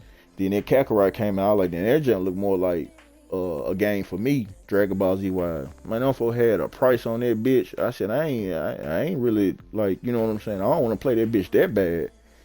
Like that's that. But when they had dropped this, oh, for sure. What it cost? Oh, yeah, I'm going to get that one. 2K? Which one? Oh, yeah, I'm going to get that. Nowadays, like the 2K that dropped next year, just because, my opinion, I'm a little older. Those guys, like, everybody I knew of and I seen that came and went type shit. It's still some excitement. It's still some cold basketball players in there, but I'm not as into the NBA like I used to be. I used to be a diehard. It's still there, but it's like I'm more mature enough to just know, like, I'm not finna buy it. I'd rather just go ahead, buy a ticket and go watch them play in real life than just keep buying the video game. So I don't gotta have 2K every year. Like I'm not a fan of, and then the fact that I'm not a fan of 2K games no more is because it's so much other fuck shit that go on in it. It's like you got the NBA going on, but more people love to play at the park. More people love to run around and buy costumes and dress them up and be on some playful, like really too buddy shit. So I'm not a fan of buddy shit. And that shit got took over by a bunch of buddiness. But it sells and it's more of a market game. It ain't as exciting to me no more to even play it. Like when I was young and we come from NBA Jam and certain games like this, arcade games, to being able to play this shit on Dreamcast, to play this shit when it was just, you know, we knowing of Michael Jordan and the LeBrons, and we knowing of Penny Hardaway, and we know of these basketball players. You know, you want to interact and play this shit. Get a little older, I go out there and play basketball for real in real life. So then I come back. The game is different because the youth and the younger people playing 2K more now. We played 2K when 2K first came out. It wasn't no park. It wasn't no other thing. It just who really played the game. That's the only thing you can play with. You can play with the real players, and it's just a full court game. So it didn't have all the extra stuff that come with it now. So I don't like playing it because it's always asking you to buy shit. It's just like a worse mad girl that. It's like, I don't like this shit. Every time you try to, I'll be on 2K and I'm just trying to go into online playing this shit. I hit a button, that shit down to try to pop up something to get me to buy something. Buy the new season pass, buy a backpack, buy some shoes. Man, it's a whole fucking avatar ass fucking video game character.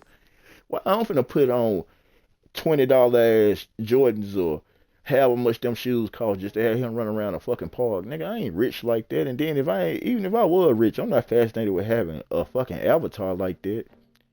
Like, I'm cool on that type of shit. I'm just an old fashioned nigga that like to play old fashioned video games. I don't like all that. You could buy shit and dress up a fucking create a character or man, I don't like this shit. That shit to me, that shit ain't for me.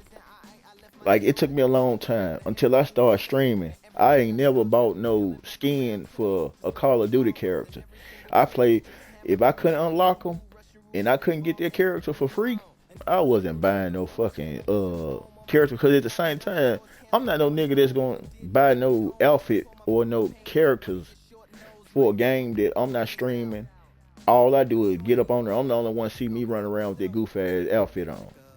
Man, I'll take one of them come with the game mad characters and run around and try to put in the most damage. I ain't gotta have, but as I started streaming, I went on ahead and spent a little money, and then sometimes it still was dumb as hell. But I used to spend it on really getting the guns though. I used to get so tired of going and try to make my own gun that I'll see some guns, and that's why I bought like some characters on Call of Duty. It's just because I bought the actual gun that come with that character. Like me, I gotta get bang for my buck. If I spend some money, I gotta get something coming with it. Like when they just have characters, the plain characters, I'm not buying them. I bought the Ninja Turtle character because it came with a package. So I spent the money on the package deal, and I got the Ninja Turtle and the guns that come with them. But if it's just buying the Ninja Turtle, man, no, I'm cool, but I ain't knocking nobody for how they got money and how they spend their money because just being 1,000, I don't control none of this shit. But I just know my preference and my opinion and my pockets. Like shit, they ain't on that type of shit. But I'm gonna crank up another match. I think I fought 4 matches, maybe 3. Long story short, I really when I turned the game on by it being almost 4 o'clock, I got on the game around about 1 or 2. I kind of was like, would have been more good for me was to go and win them first 2 fights and get off the game. Little old me or big old me or big old D, big old P. I hate putting that in my head to have it, you know what I'm saying? Like, that's how I'm going to play it out because I'm knowing that's just a thought.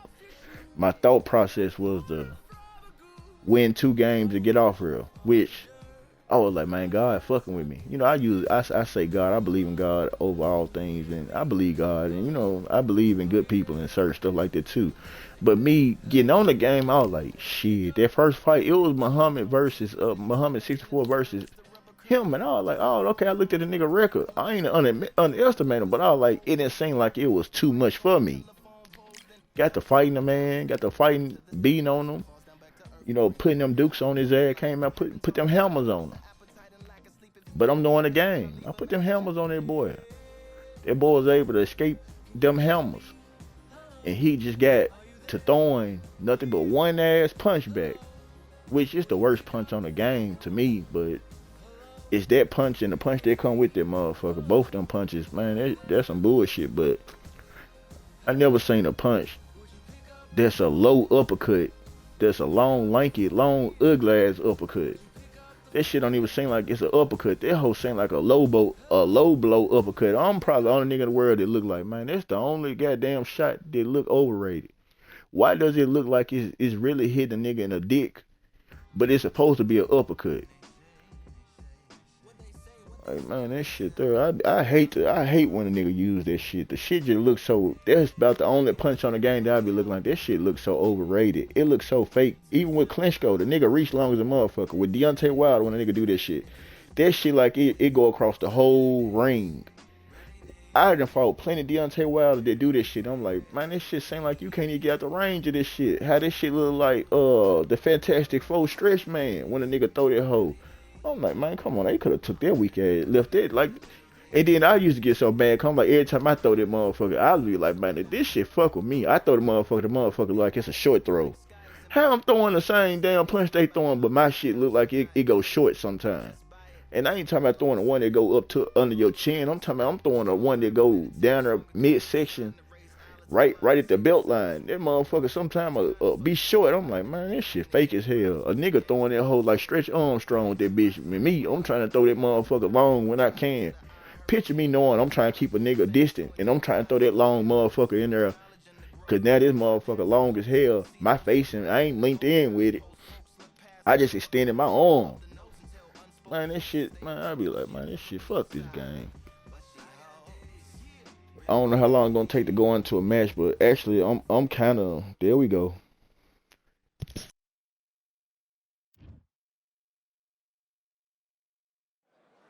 Well, ladies and gentlemen, it is go time. My name is Todd Grisham. Alongside me, Johnny Nelson. I feel like a fraud. How have I got these ringside seats? It's time for our the juggernaut, Joe Joyce. The top. This bout is scheduled for 8 rounds of boxing. In the red corner, from London, England, and standing at 6 feet. You can tell both of these fighters are exuding confidence as they touch gloves. Joe Joyce has one of the highest knockout ratios in the heavyweight division.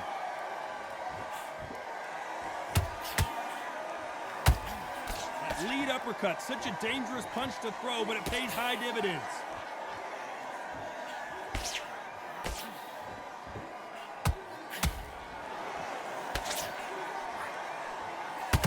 That jab had to hurt.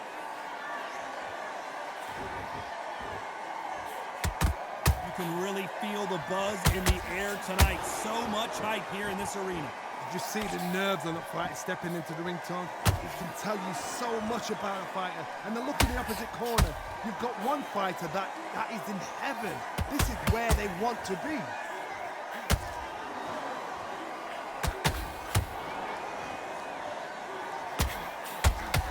He caught him big time. Oh, what a shot. He's staggered. He's staggered. Does he know? Does he know he's even gone? But just when you think Joe Joyce is out of it, he comes firing right back. What recovery skills they are. What a shot it was. Completely gone. I thought there's no way he's going to finish this round. But look at that. Look at the movement. Look at the speed. Back on it. Like it never happened. For those who thought this would be a mismatch, you are sorely wrong. Skill for skill. Tap for tap. Just like a match made in heaven.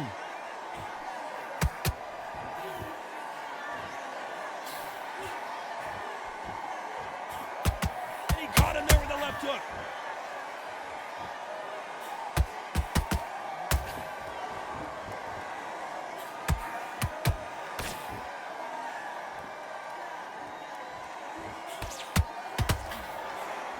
You know the scorecards are going to be all over the place in this one.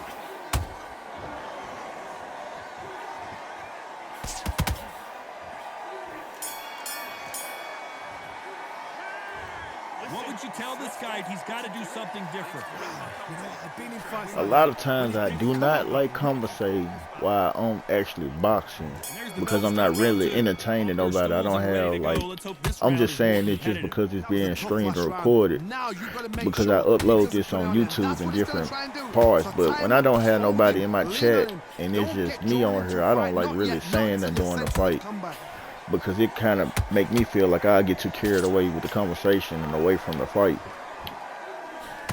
But if I actually had somebody on my chat and I see them, you know, cheering me on or pointing out the obvious or whatever, then I wouldn't Keep I an don't eye mind, on but this I like slugger. locking in As you know, he's willing to take because 3 to I get like to 1. kind of That's look his game and see what's plan, and it's going worked on out pretty well for him so instead of far. just talking. Sluggers are an absolute Because nightmare. They will sometimes I stay in probably your face, talking. not give you a breather, not step It's back 30 when you seconds go on, left, let's have a and breather. I'm They want to get stuck ain't paying right. attention.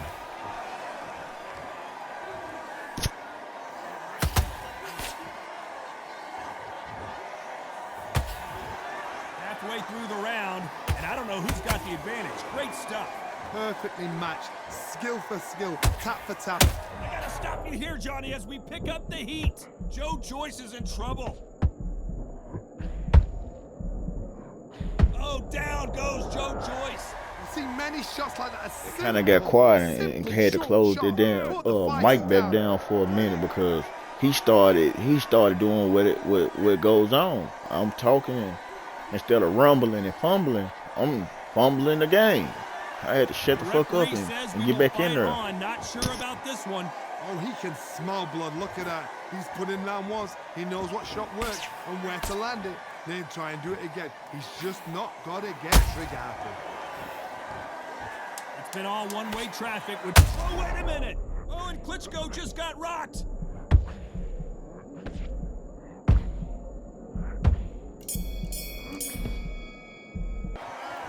This next round is going to be crucial considering the end of that round. That's the dumbest shit you could do playing this game. Is try to be greedy, and then at that point, experience. Okay, yeah, it's a percentage that I could have knocked him out, but hands down, where I was at mentally at the end of that round, I wasn't prepared to knock him out, but I just was over the bullshitting, fighting and throwing licks for nothing. He countered and hit me and knocked me out. Now, what if I would have got knocked out? They would have took away all the hard work I just put in.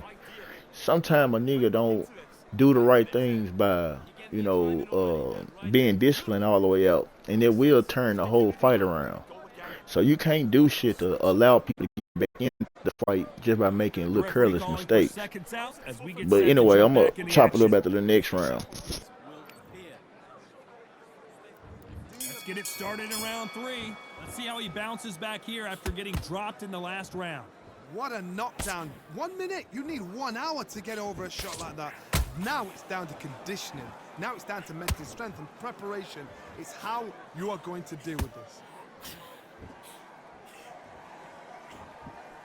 And he fails to score with that left hook.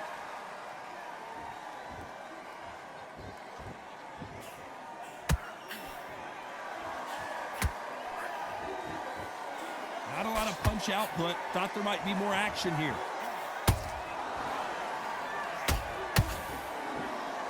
They're both trying for a knockout.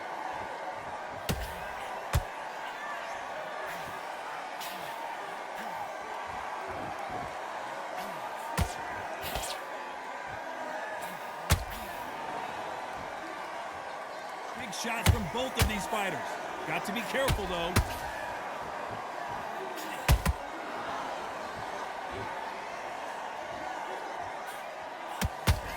Face is telling the story from that jab.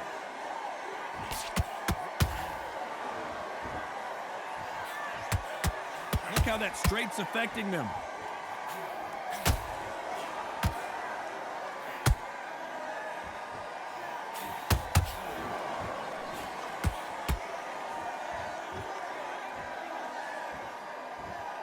When are we going to see a jab from these two?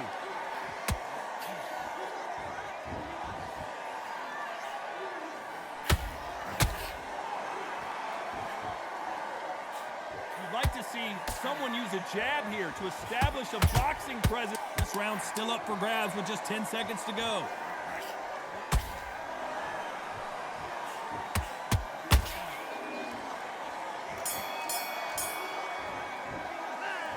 Pretty dominant at the end of that round, I probably made it. I made probably like 3 mistakes at the end of that round too. And the mistakes was being able to allow him to hit me with that over the hand right. And if that's the right way to say it, I didn't protect the right side. I think it was the left side though, but I'm thinking I'm thinking he hit me on the left side of my face. What I'm saying is he hit me in the left side of my face using his over the hand right, which that's a way to get knocked out quick. So no matter if I'm throwing that jab, which is coming out, I want to say my left hand, but he using his right power punch, and if I throw that jab and he go over the jab and hit me, I could be knocked out. And in the last seconds, I done it a little too much, or I just didn't block. Right back in the action. Here we go to the 4th round. Last round, complete domination. Let's see what we have in store for us here. Todd, my motto is, if it's not broken, why change it? An excellent last round, everything works. Wait for the reaction. Until then, keep doing what you've just been doing because you've won that hands down. This fighter has determined that they can walk through any punches that their opponent throws, and that's a very confident spot to be in. What a gift. What a gift it is to have a chin where you know you can walk through anything and everything. When you let those shots go and it's just bouncing off and they're walking you down, it's so demoralizing. It absolutely breaks your heart. What else can you do?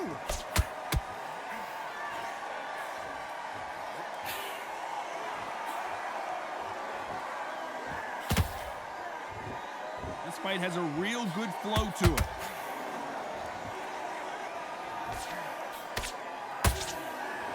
They are not going to let this one go to the judges. Beautiful counter punch.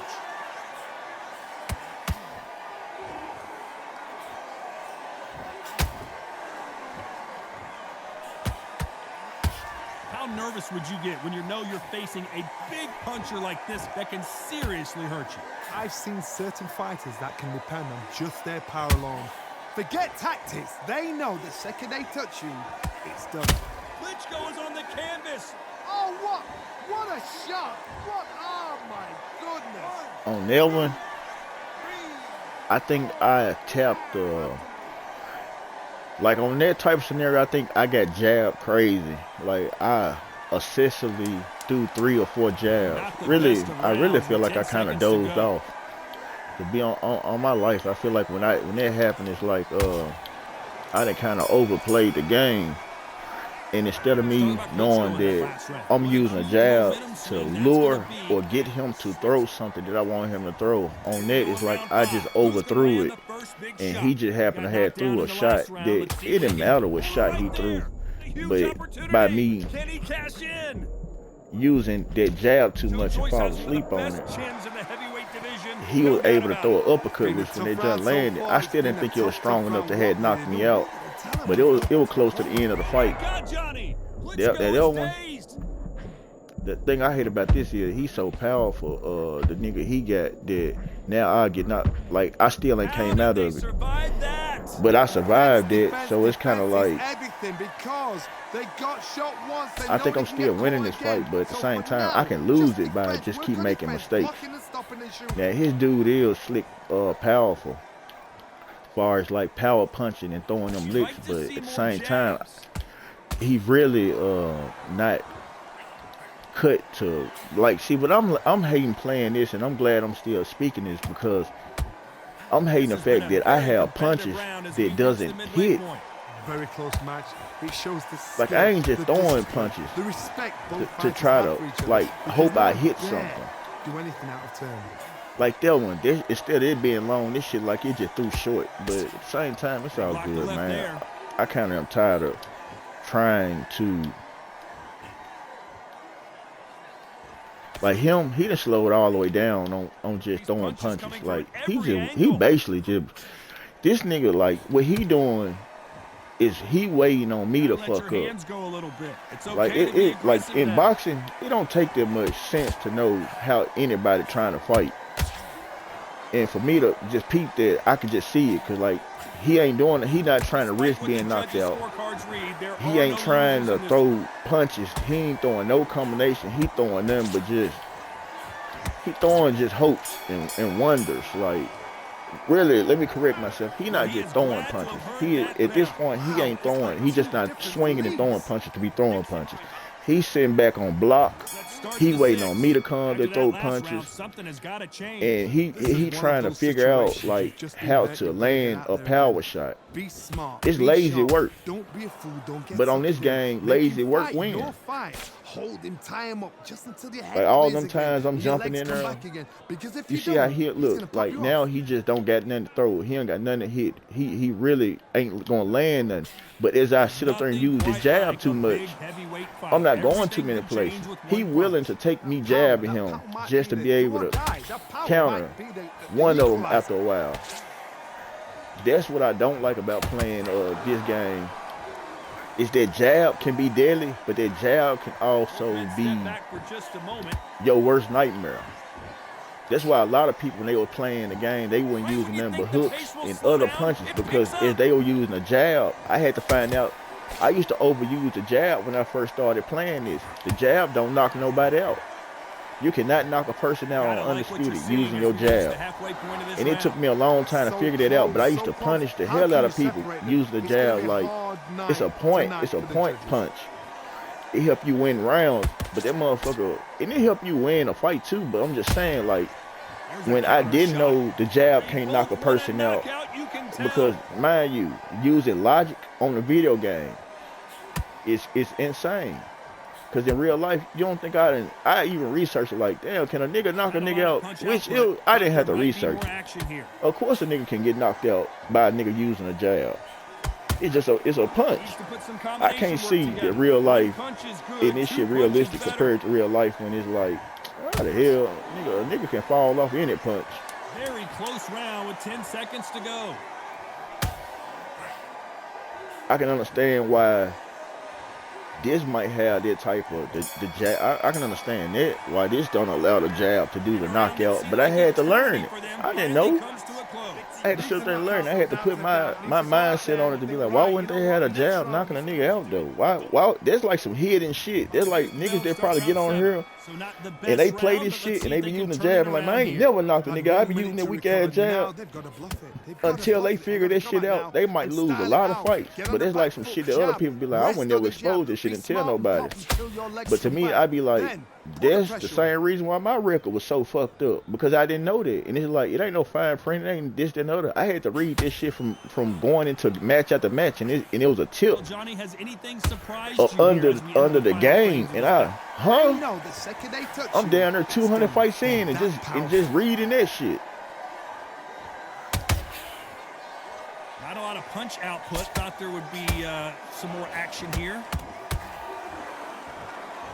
That shit changed the way I fought though. And after that, my record went from being a losing record, because even though I didn't know the jab didn't knock people out, I still was using the jab and looking for like, what I was doing was I was still using the jab, but it used to always be a question in my head, like, I need to, like, why I'm not knocking a nigga out type shit. So every time I was like, damn, this nigga gotta be knocked out, I was overusing the jab, so then eventually I'd knock a nigga out, because after a while I'd use a different punch. But me mixed in with these punches, not knowing which punch doing a nigga the knocking out, I had to figure out whether it ain't the jab. She like him, he weak as shit right now, but he comes like, she like on them type of things, like I tried to counter that shit. I tried to counter it, and I gotta work on being able to counter them more, because I'm getting hit at the same time.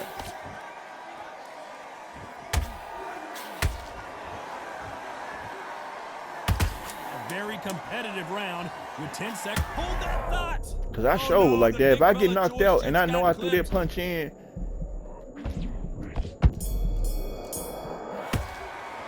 I know, but the game would cheat so much. Just like I had threw that junk clean way before he even reacted.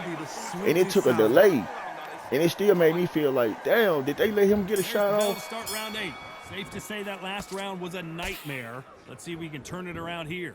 Now he knows he's been hurt. He's going to come out and put the pressure on. He's going to throw the kitchen sink at you. I think I be too predictable. I don't know why I be so addicted to knocking a nigga out up top. They're like that. I don't see how he rubbed that off. But in boxing, that shit do protect them down there.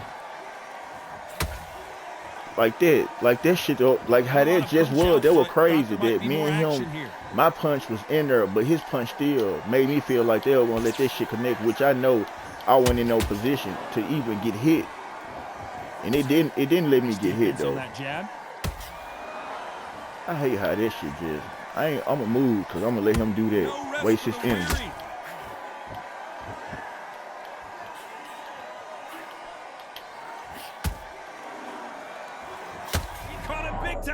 He ain't been seeing that.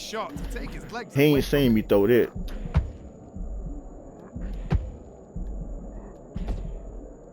See now, why did it miss? He comes firing right back.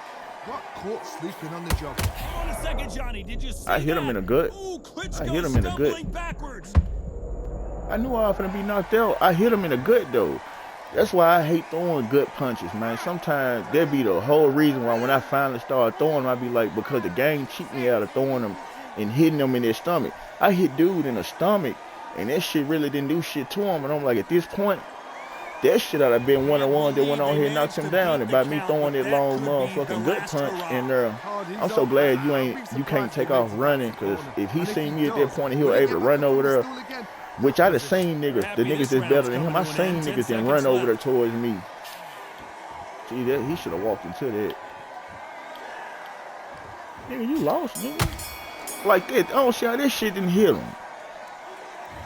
That nigga didn't move back that damn fast.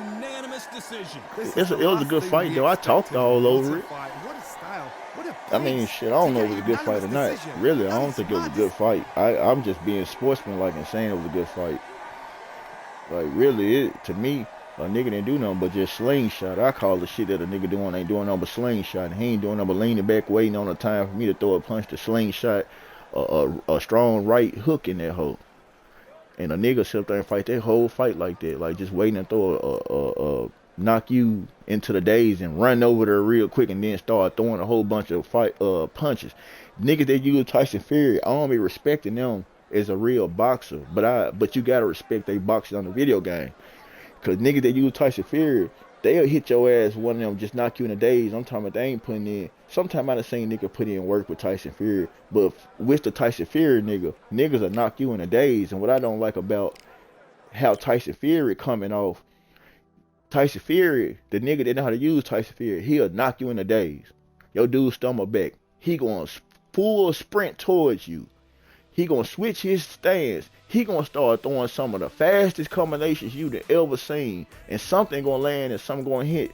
And your movement ain't really movement enough to be elusive, to move out his range or out his way. Plus, you can't block all that shit. But when niggas use Tyson Fury, that's why they like using nigga, because he really more effective. He long. To me, it's overrated that they move like they move with him. But given this shit, the fact that some people know how to move with him, so they know how to make up for what he lack. I show you this nigga stats. I'll pull this shit up. And this shit'll look so, look at this nigga size and his body. Man, I'm like, so I go look and check out. And then there's the difference. Like when I go play with him, cow movement, mule movement. This nigga movement speed of 88. This nigga movement speed 90 fucking 8. This nigga punch speed 99. You wouldn't even be able to tell these people speed is this different. I done fought niggas that move with this nigga like he this nigga. And I'm like, I don't think it's impossible. But I done seen niggas move with this nigga. Movement speed 85, punch speed 87. Movement speed 88, punch speed 89. This nigga punch speed 96, his movement 90. When niggas play with him, it show just like that. Dude, her movement speed 85, punch speed 89. Let's see, Holmes. This nigga movement speed 89, punch speed 88. But do you think Holmes moves like him? Dude right here, bigger and longer. But yet these niggas move. He don't move like that. Now, I done seen niggas move with him. I done seen niggas get down with him. Might be the same type of niggas that play with him and move like that with him. Now, I told you, sometimes I can make niggas move. It's like, this nigga here moves slow, this nigga moves slow, and this nigga moves slow.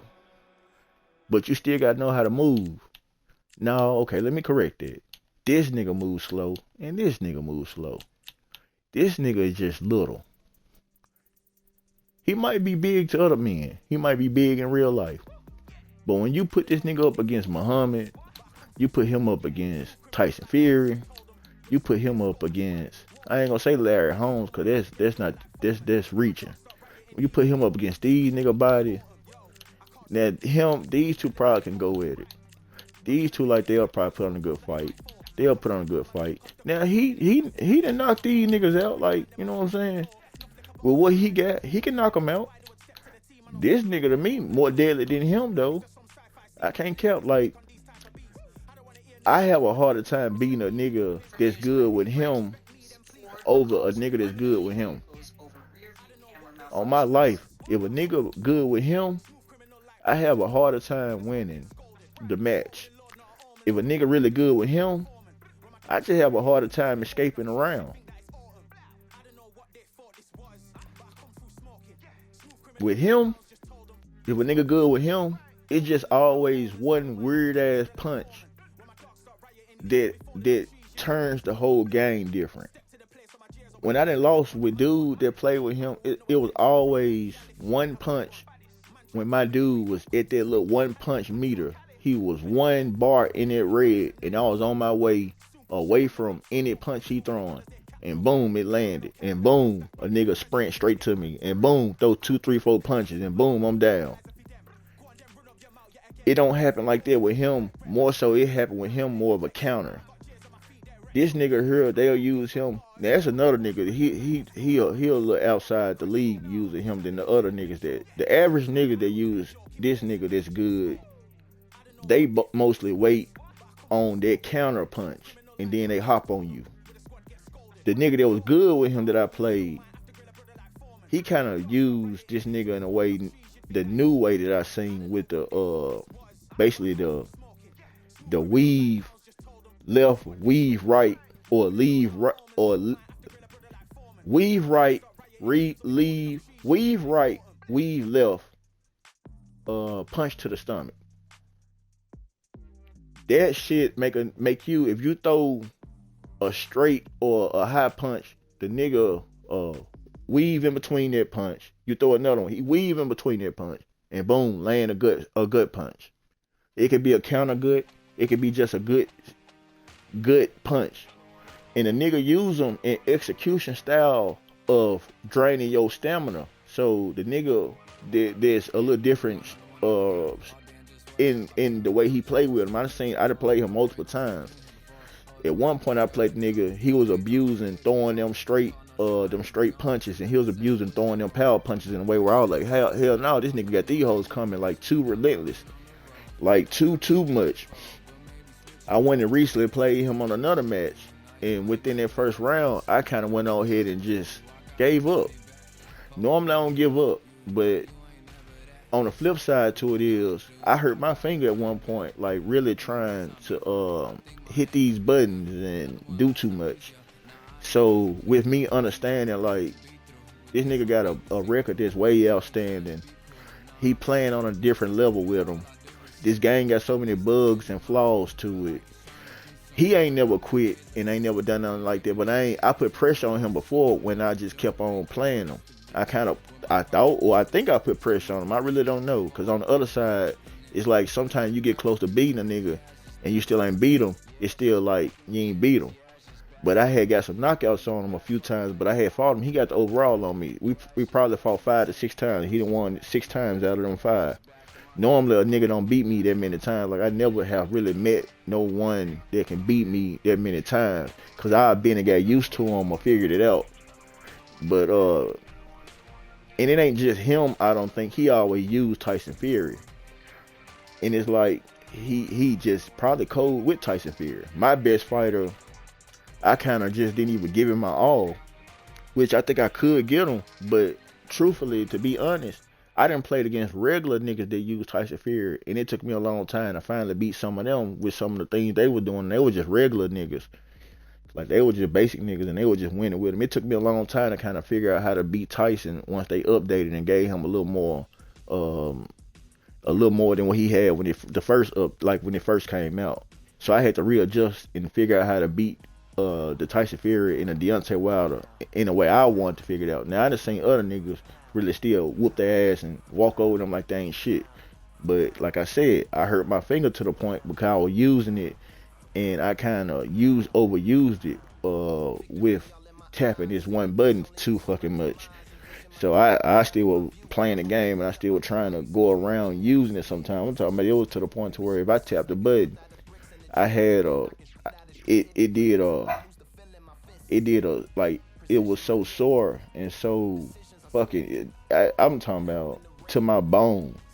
So every time I pushed it, it sent a pain through my body to my nervous system, letting me know, like, every time I tapped that button, it hurt me to tap this button. So I had to avoid using the button, but I wanted to play the game so bad because I like playing the game.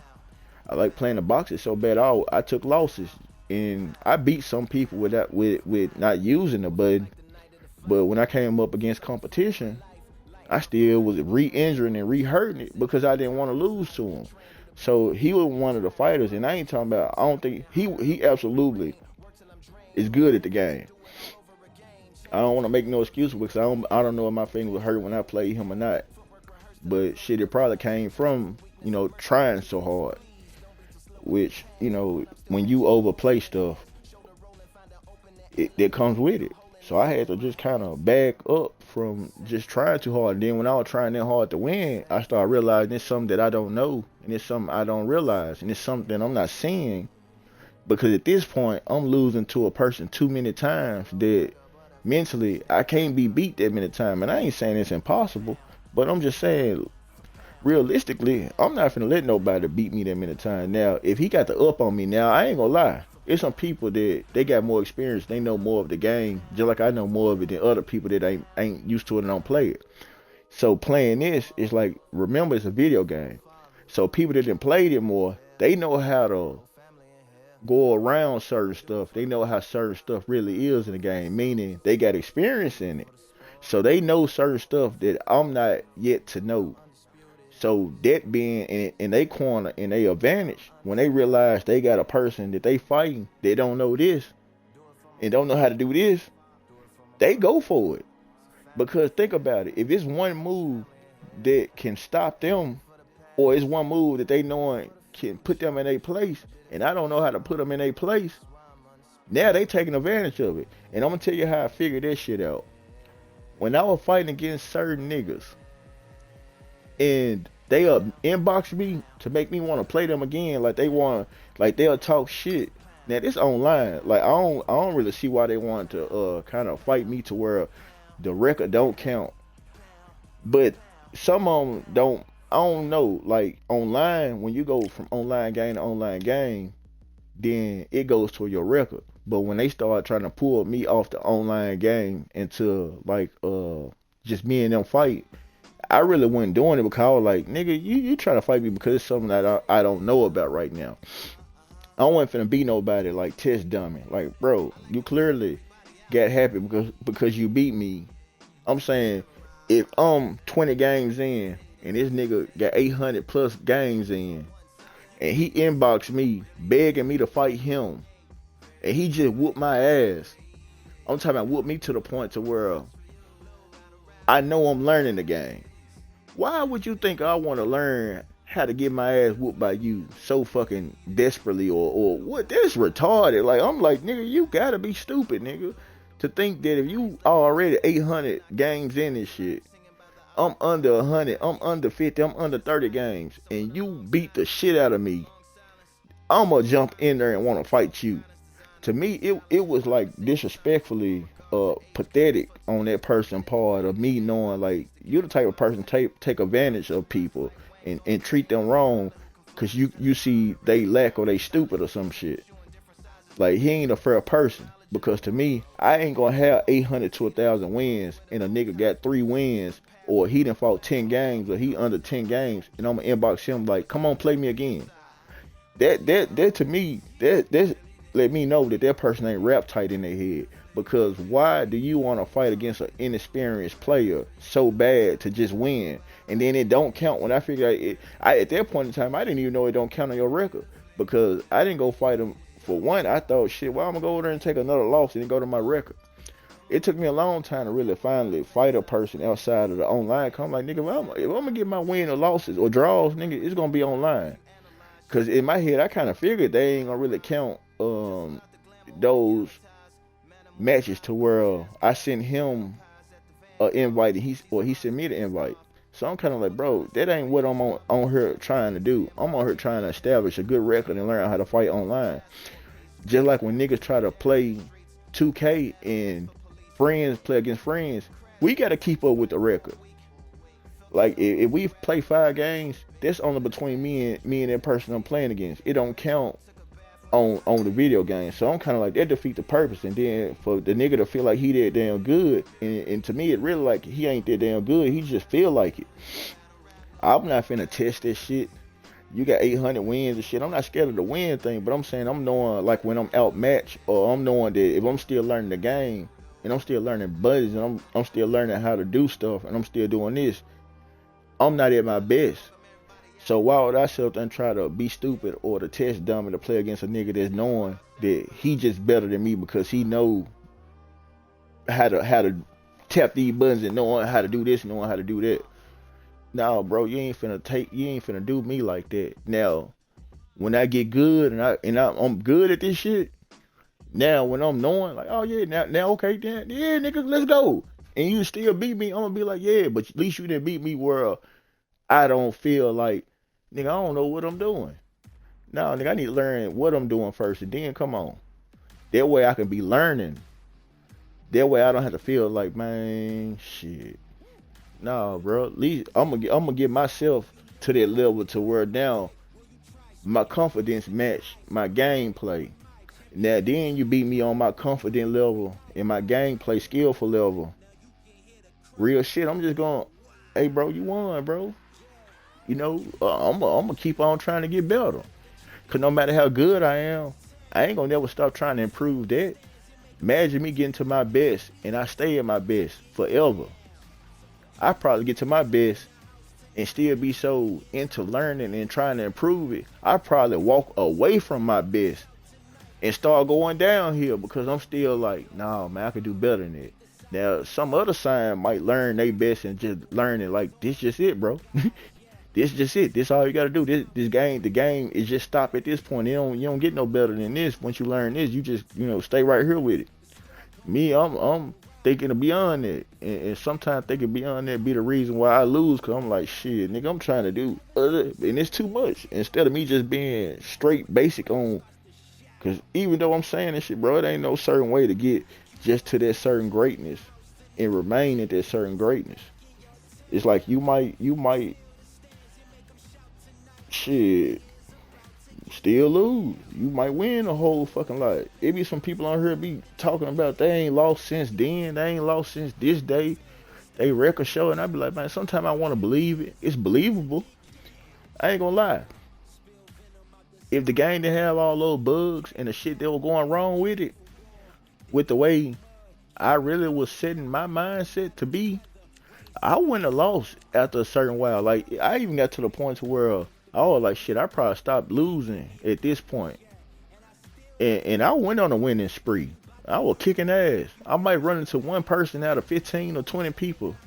And if they don't put me back in there with him, I'll win 10 to 15 more games. Now, every once in a while, even in real life, it's somebody that can fuck with you. Even if you don't want to admit it or not. But on the video game, I'm knowing like, bro, Most of the niggas I'ma fight garbage as hell. Cause if it ain't no real boxers, it ain't no real thumper. If they just a video game freak, now if they really a video game freak, they know how to play a video game.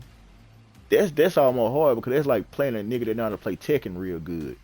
So if a nigga know how to play video games really good, he studied the buttons, he know how, you know what I'm saying, he know movement and sticking and putting this shit here and doing this. Yeah, he a game freak. But you talking about just an average old nigga, he work, he don't really be on the game that much, he don't really fight, he really don't give a fuck about it. Man, that nigga getting his ass dominated. Man, nigga cannot fuck with me.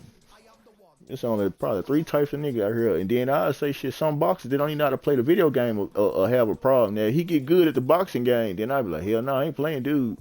Because you know how to box in real life, plus you know how to get good at this boxing game. Hell no, I ain't fight this nigga. They teach a nigga how to whoop a nigga ass. They teach a nigga, okay, at this move, do this, boom.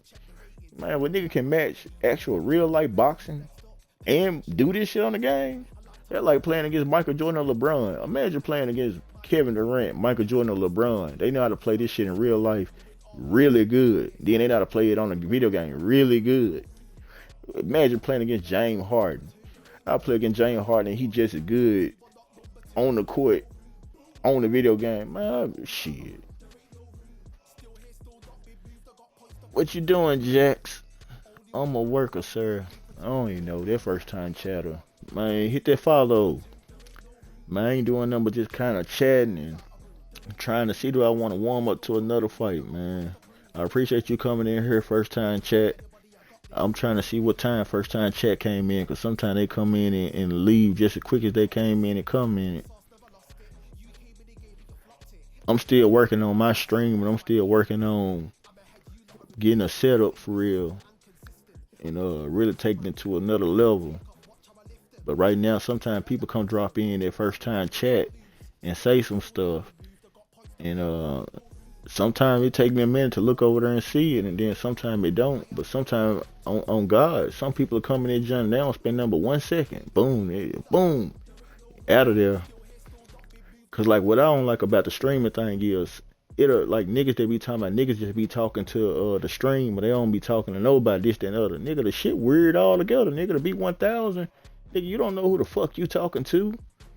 It ain't like this shit showing you who the fuck on the other end texting this shit or writing this shit. Nigga, sometimes nigga come in so quick, come in and be gone. I'm looking at this shit like, nigga, this shit'll leave your ass talking, nigga. This shit'll make a motor mouth motherfucker just run their motherfucking mouth. I'm looking at a screen where a nigga named I'm a worker, sir, commented or post or chatted or text or however you want to put this shit. What you doing, jackass? Like, that weird ass shit. You think this nigga gonna stick around? Like, to me, that's a loser anyway. Like, no disrespect to him. Like, you know, a nigga wanna give him a warm welcome. But who the fuck first time chatter dropping somebody's shit? That's how you know the internet weird. It's a weird ass place. That's why I don't be giving a fuck. They should say, this nigga name is I'm a worker, sir. What you doing, jackass? Like, that's some goofball type shit. This motherfucker here completely like me judging people and just talking about people characteristics. Like, nigga, your first time calling something, saying something to somebody, this how you greet them? Like, bitch ass nigga, why the fuck I'm a jackass, stupid bitch? Then I go over here to look and see, like, this how I be knowing people ain't shit but a goofy, nothing doing motherfucking mutt. Motherfucker probably ain't got no followers, no nothing on their page. It's just like when I be posting shit on Instagram, it's always a hating motherfucker ready to put something on there, like a nigga that got nothing on his Instagram page want to go to one of my posts and say some shit like, you dirt. Look, man, get your goof ass on, nigga. I'm not even gonna erase the shit, nigga. You can put that stupid ass shit on there. I'm getting to the point where I don't even give a fuck what these folks say and put a comment on. I know they don't be knowing what the fuck they talking about. They just be saying some shit. Like, I'm on this I'm a worker sir page. Ain't nothing popping up. Ain't no home. Ain't no about. Ain't no schedule. Ain't no videos. Ain't no chat. The follower empty. It's just somebody to me that ain't doing nothing but just jumping on a nigga dick, then said some slow ass shit and then moved on. What the fuck, nigga? I don't take this shit serious. Yo, bitch ass on some goddamn world. Let me crank up another game. Streaming sometimes be making me feel like other people say shit and they go through the same or similar experiences. But you know, it is what it is, man.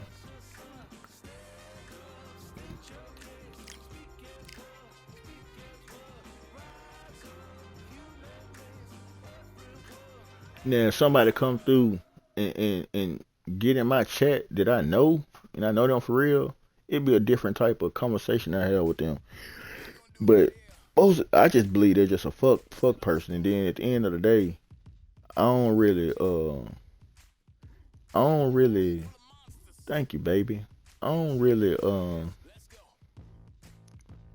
I don't really get too mad. I just hate the fact that I respond and it seems like I'm mad or whatever. Like responding back to this I'm a worker, sir person. I know it's people on the internet that just horseplay and they monkey around. But it's like, only reason I spoke it up because I'm streaming. Now I ain't got nobody really in here chatting and dropping chat conversation in here with me. But I am knowing that the purpose of me speaking and saying what I'm saying is because I'm actually doing something. So if anybody kind of re-look at this or look at it later on, because they not looking at it now, I put it on social media platforms. I put it on YouTube. So if somebody just see this stream and they hear what I'm talking about, they getting what I'm talking about later. But it's for this moment and it's for this stream. Weirdos and slow ass people to make it seem like because your shit ain't popping or jumping, ain't nobody there, you just talking to yourself. Like, bitch, that's like a motherfucker that pre-record the news or pre-record the radio. Nigga, everybody ain't woke trying to listen to nobody right then and there. Nigga, sometimes you gotta be smart to know, man. You gotta put some goddamn later on shit out there for a motherfucker to catch up to. Or what the fuck I'm gonna do? Wait till thousands and millions of people get in here and then start to talk? Man, I'm gonna talk now, nigga. Let them folk catch up later. That's if they do that. Nigga, there's plenty of people just be conversating. Just like I'm looking at my viewers. It's somebody that just came in. Like a viewer just popped in. Sometimes I see the number go up. They don't chat. They don't say nothing. They just drop by. And they keep moving. I see it go on. I see the number go up. And then I see the number vanish. Sometimes I hate just seem like I'm not directing it to nobody. But right now, shit, ain't nobody chatting with me. But that ain't gonna stop me from putting out something and having a response to some shit. But I like playing Call of Duty sometimes because people be on the headset. But I hate the fact that my stream, y'all, like my stream still don't hear them. I hate this shit. Cause I'm like, damn, I'm still in this same fucking stupid ass situation. I be on that motherfucking headset on Call of Duty. Them motherfuckers be talking plenty shit. I be like, damn, but my stream don't get to hear it. I love to go on to get to the point. That's why I said I'm thinking about getting a PC. Cause man, they gotta get the full effect of this shit. That way, I ain't gonna never look crazy or feel crazy. But I'm just like, niggas just don't hear it. They don't hear them motherfuckers. Now on this playing Undisputed, I ain't never heard the motherfuckers say shit.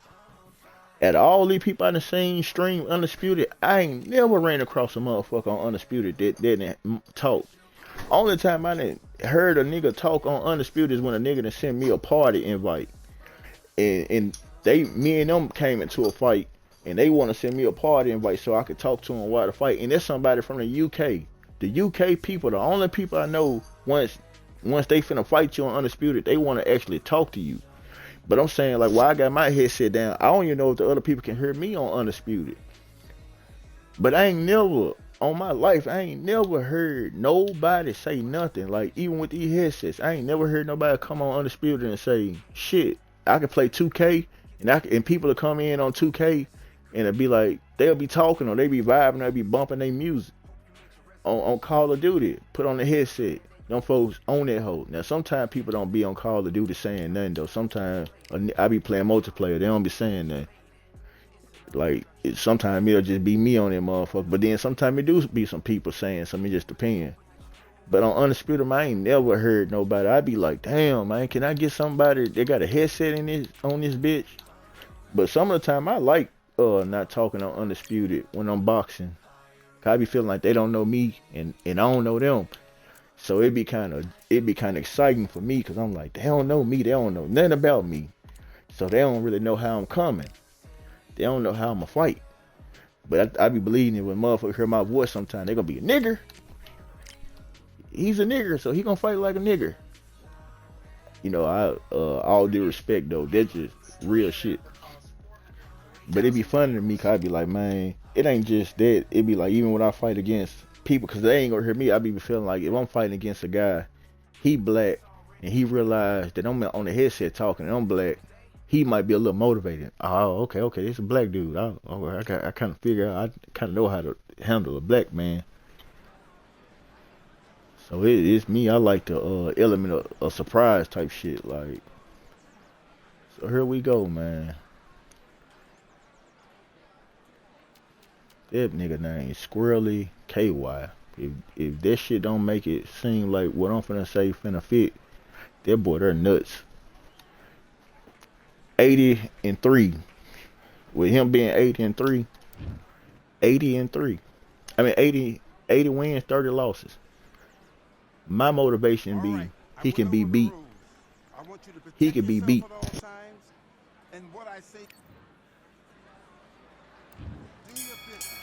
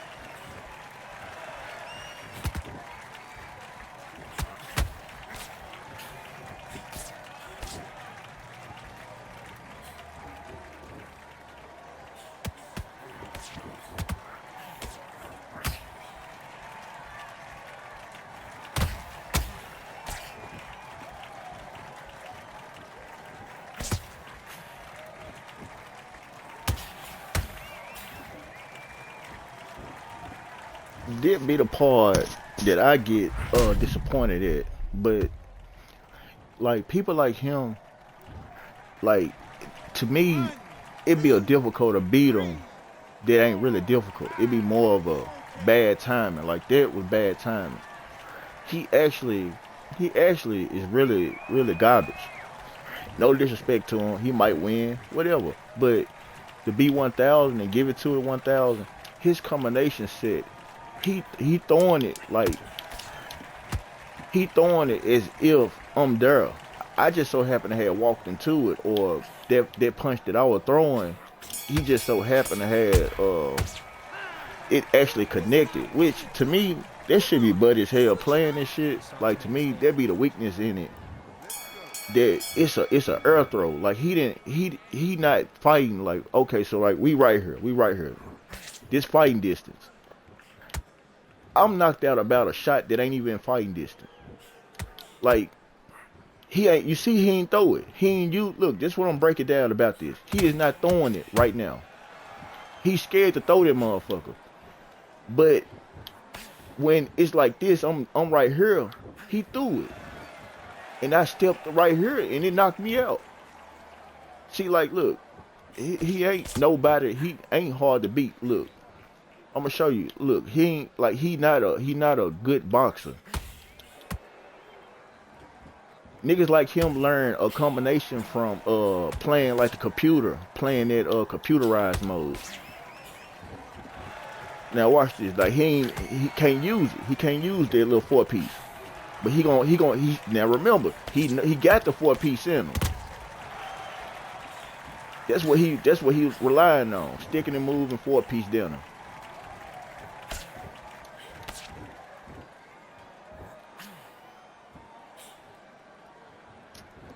These fights become boring once they can't do this shit. But you see how he extending 4 pieces. See, like, they letting him get off with this shit, but I also gotta learn how to stop trying to throw power and throw punches in there, the same similar punches, when even though his speed is faster than my speed, but I'm trying to throw my punch in there because I'm feeling like my punch stronger. Like, his punches become stronger because I'm trying to throw him in there with heels. So he getting the best of me. That's how the other nigga was able to throw so many fucking hooks. Like him, he gonna try to come get a cheap shot because he see I just stopped moving. These people don't be hard to beat in this shit. Sometimes I get kind of frustrated because I'm trying to beat a game that got flaws and bugs in it. And their ghost punch. For the first games that I used to play this shit, that ghost punch used to make me mad that I'm all across the other room and it still landed. So when I was doing the point way of winning, I get across there and that shit still affect me. Like, he sent me a message. You won't even believe this nigga done sent me a message during the fight. And he the one got that little one knockout and he running. Like, even though when we fighting, he still run. But when I have Muhammad, I do the same shit. Niggas be calling me out for this shit, man. You don't be doing nothing but running the whole fight. Like, the other nigga I fought, he overplayed with Muhammad by throwing the same shit. This one, he got that combination down pack and he'll wear it out. And other than that, look, he just throwing shots after shot that ain't hitting shit. I be wanting to knock their ass out so motherfucking bad when I be knowing that they really don't know how to land punches. They know how to throw punches, but they don't know how to land them joints. I be wanting to knock their ass out because they be making just about as, they make a lot of mistakes. Like that, like, I was just wishing it was in reach.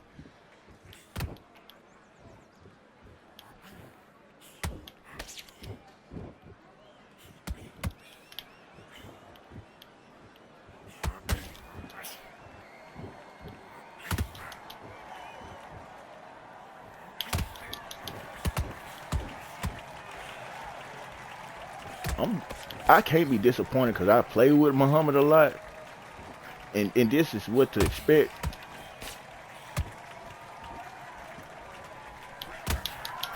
Look, another one. Just another, he step up and throw a uppercut.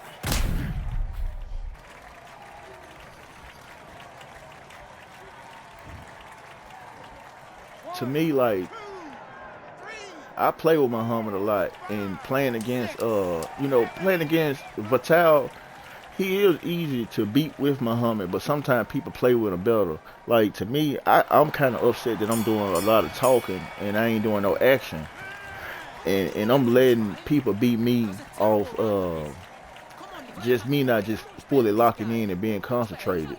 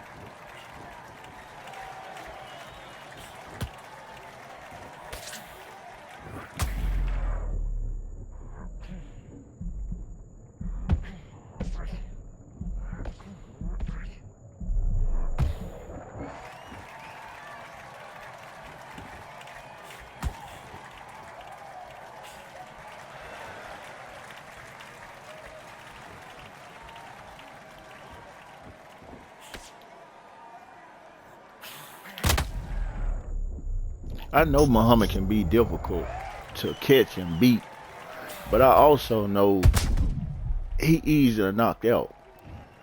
I know he easy as hell to knock out. So when all them niggas be talking all that, you got Muhammad, you got the best nigga on the game.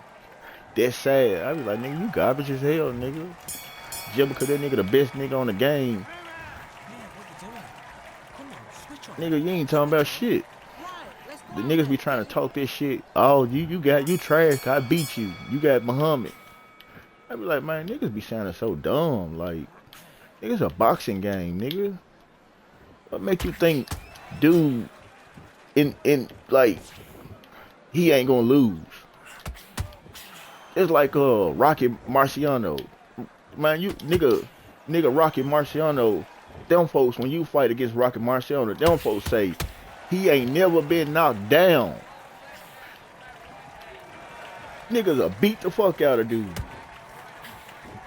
But this a nigga that in real life ain't never been knocked down when the gang talk about him.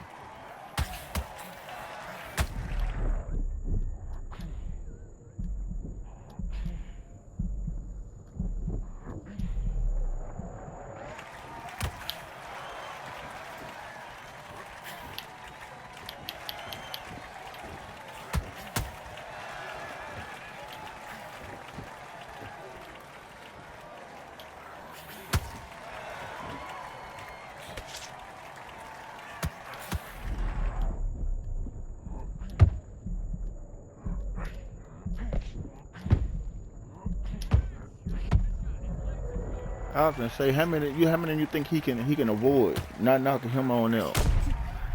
Like I said, bro, I play with him. I know no matter how good you playing with him, I know no matter how good you are with him, it's certain people that can fuck that up. It's certain people that's a threat to how he play. You got Wilder, you got Tyson Fury, you got him, you got the other dude. I can't think of his name right now. Joe Frazier. Like, man, shit. A nigga be talking all this shit like boxing ain't boxing. Because the nigga be trying to act like, they're like now, like him doing this shit. That's this shit that I be like, there'll also be some, when I use Ali, that'd be the dumbest thing I do when I done lost fights by trying to get a last second knockout with a nigga that ain't even a knockout king. Like, that'd be the dumbest shit. That's how I know niggas are making mistakes with him. Cause that's when I done lost so many fights. I'm talking about, and it ain't the fact that I lost the fight in that moment, but I done been winning, and I done that, and it done changed the whole game because a nigga done did, you know what I'm saying, knocked me clean out in that last 5 or 6 seconds just trying to get something out of it. And it wasn't nothing there for me.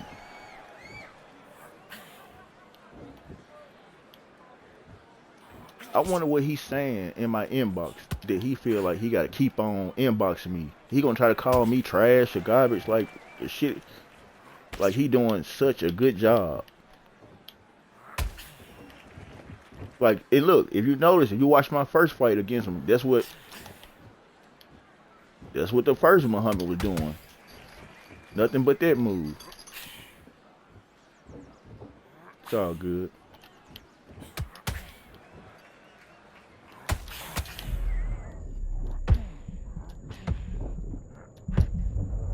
He might quit. But anyway, he ain't doing it as good as the other dude. See, the other dude overdid it because he could never find no way of really knocking me out with other stuff. He only found that was his best method was to overdo that. Like him, I believe he was gonna quit, like I said. And then me knowing that I know he quit, like I could feel that he quit. This is the point of the game, like it's saying surrender. They give me the winner. I used to go check my record right after this game, and I have a loss. Now, anybody watching this, look at this shit and be like, yeah, that nigga threw in the towel. He was beating me when he got them little first knockouts, but I started getting on top of him. Look at the record. Look at it. Now he the same nigga inboxing me. When niggas are inboxer, they a quitter. it like, bro, playing this shit, it'll take other nigga with the same experience to understand, like, I'm not capping. Like, I know for a fact dude quit. But since he a 80 and 30 nigga and 0 draws, he'll try to protect his 80 and 30 long as he can. That means if he win 5 or 10 games, it'll add to that winning percentage. When he lose one game, he trying to figure out how not to get that loss added to that 30. And a nigga, they say some niggas will perfect this shit all the way up to a real outstanding number. That might intimidate other niggas. Cause you're gonna be thinking, man, that nigga cold as a motherfucker. That shit gonna have you start playing a different type of game because you're gonna be start watching out for how they play. But niggas that know how to play this shit with records like mine, that look like it's a little unpredictable. I know how to expose a nigga like him and beat him to the point to where I know he a lame, he a loser. He ain't no real nigga. Like, that's just the 6th round. We only had 2 more rounds to go. But since they want to make it believe, they want to make it seem like it's an error to where it make you feel like, nah, bro didn't quit. It's an error code. That's that dumb down shit. It make a nigga feel like now you don't know what to believe type shit. That's that bullshit though. It don't work for me when I don't even give a fuck, bro. I know in my heart and my mind, dude quit. And when I check these messages and I read these messages he sent me, it's gonna compare the same shit that I'm getting. Cause when we first finna start fighting, he gotta be intimidated. I don't know him and he don't know me. Most of them I be feel like when they see the record I got, they be already knowing, like they trying to get a different feel, or they trying to distract me with a text message or some weirdo shit. I really didn't. Okay, I do. I hope I didn't talk long enough to where that knockout is too far gone from the clip. But I've been making so many clips, I kind of be getting so tired of making clips. But I got carried away with that conversation. That knockout, it's on the stream, but I don't. Yeah, I had talked too long. It's just gone. It wasn't worth clipping anyway. It went a KO. I be trying to get that KO clip. Niggas be ruining all this shit. But then again, certain people don't got time to do it. Look at him. 6th round, that nigga was 54, 59. See, that's why I was saying that nigga I fought the first fight. I don't understand how he threw so many fucking uppercuts and his stamina wasn't gone. Now I don't know, man. That shit to me, I feel like this shit was some type of cheating shit. Like, I can't cap. I done fought plenty of people. I done fought with Muhammad a lot. And I done fought with Muhammad at some point. And it just made me check in my head, like, was I hitting this nigga with gut punches or, like, taking his stamina down? Because he still had high stamina when I had low stamina. Now, me knowing sometimes I don't use, I'm going to keep moving. But I'll put him in a situation where he was being knocked out, but it kept on dazing him and not knocking him out. So I probably wasn't draining his stamina. But he was overusing a fucking hook. And I can't understand how I done fought with Muhammad and my stamina didn't drop rapidly at some point, even if I didn't overdo things. So I had got my winning streak back up. But I'm kind of knowing I need to get off here, man. It's 5:03. I got off work long time ago. I ain't got no rest. I ain't took no shower. I ain't really did nothing besides just kind of play this. I done played this going on 3 hours. And I can't, and I would have played other stuff, but I didn't used up all my time just playing this. But man, hopefully I talked enough to where you sat through this video, you caught on at some point, you liked it, some display of fighting I did. Only lost one match. I lost one match to an overusing uppercut person, which I shouldn't have lost to him. But it happens. I done beat one rank opponent and I done beat everybody else. I also went into practice mode to switch controller settings and I didn't like it. So if you watch this stream, you enjoyed it, you like it, the ones maybe a year from now will be better. They probably be a little more edited, a little more lit. So like, comment, subscribe, tap in. Come over here to the purple app, press that heart, go to YouTube, press that play button. Man, you can go to Instagram, or you can go to any other Facebook. You can join every one of my social media websites, and you can conversate with me. You can learn from me. So it's up to you. But I hope whoever make it to this point of this video somehow got some type of satisfaction, or some type of entertainment, or some type of joy out of it, or some type of motivation to even challenge me. With that being said, man, I'm D-Wizard13, the gamer. Gaming is D-Wizard13. And like I said, my social media will help you understand who I am as a human being and my real name and all that other stuff. But I'm keeping it D-Wizard13 because this is the what I'm promoting, and this is my game tag. So if you want to ever get to know me outside of that, you be 100, be 1,000. You never know. Life might bring us together. Enjoy the show. Enjoy each and every last one of them shows.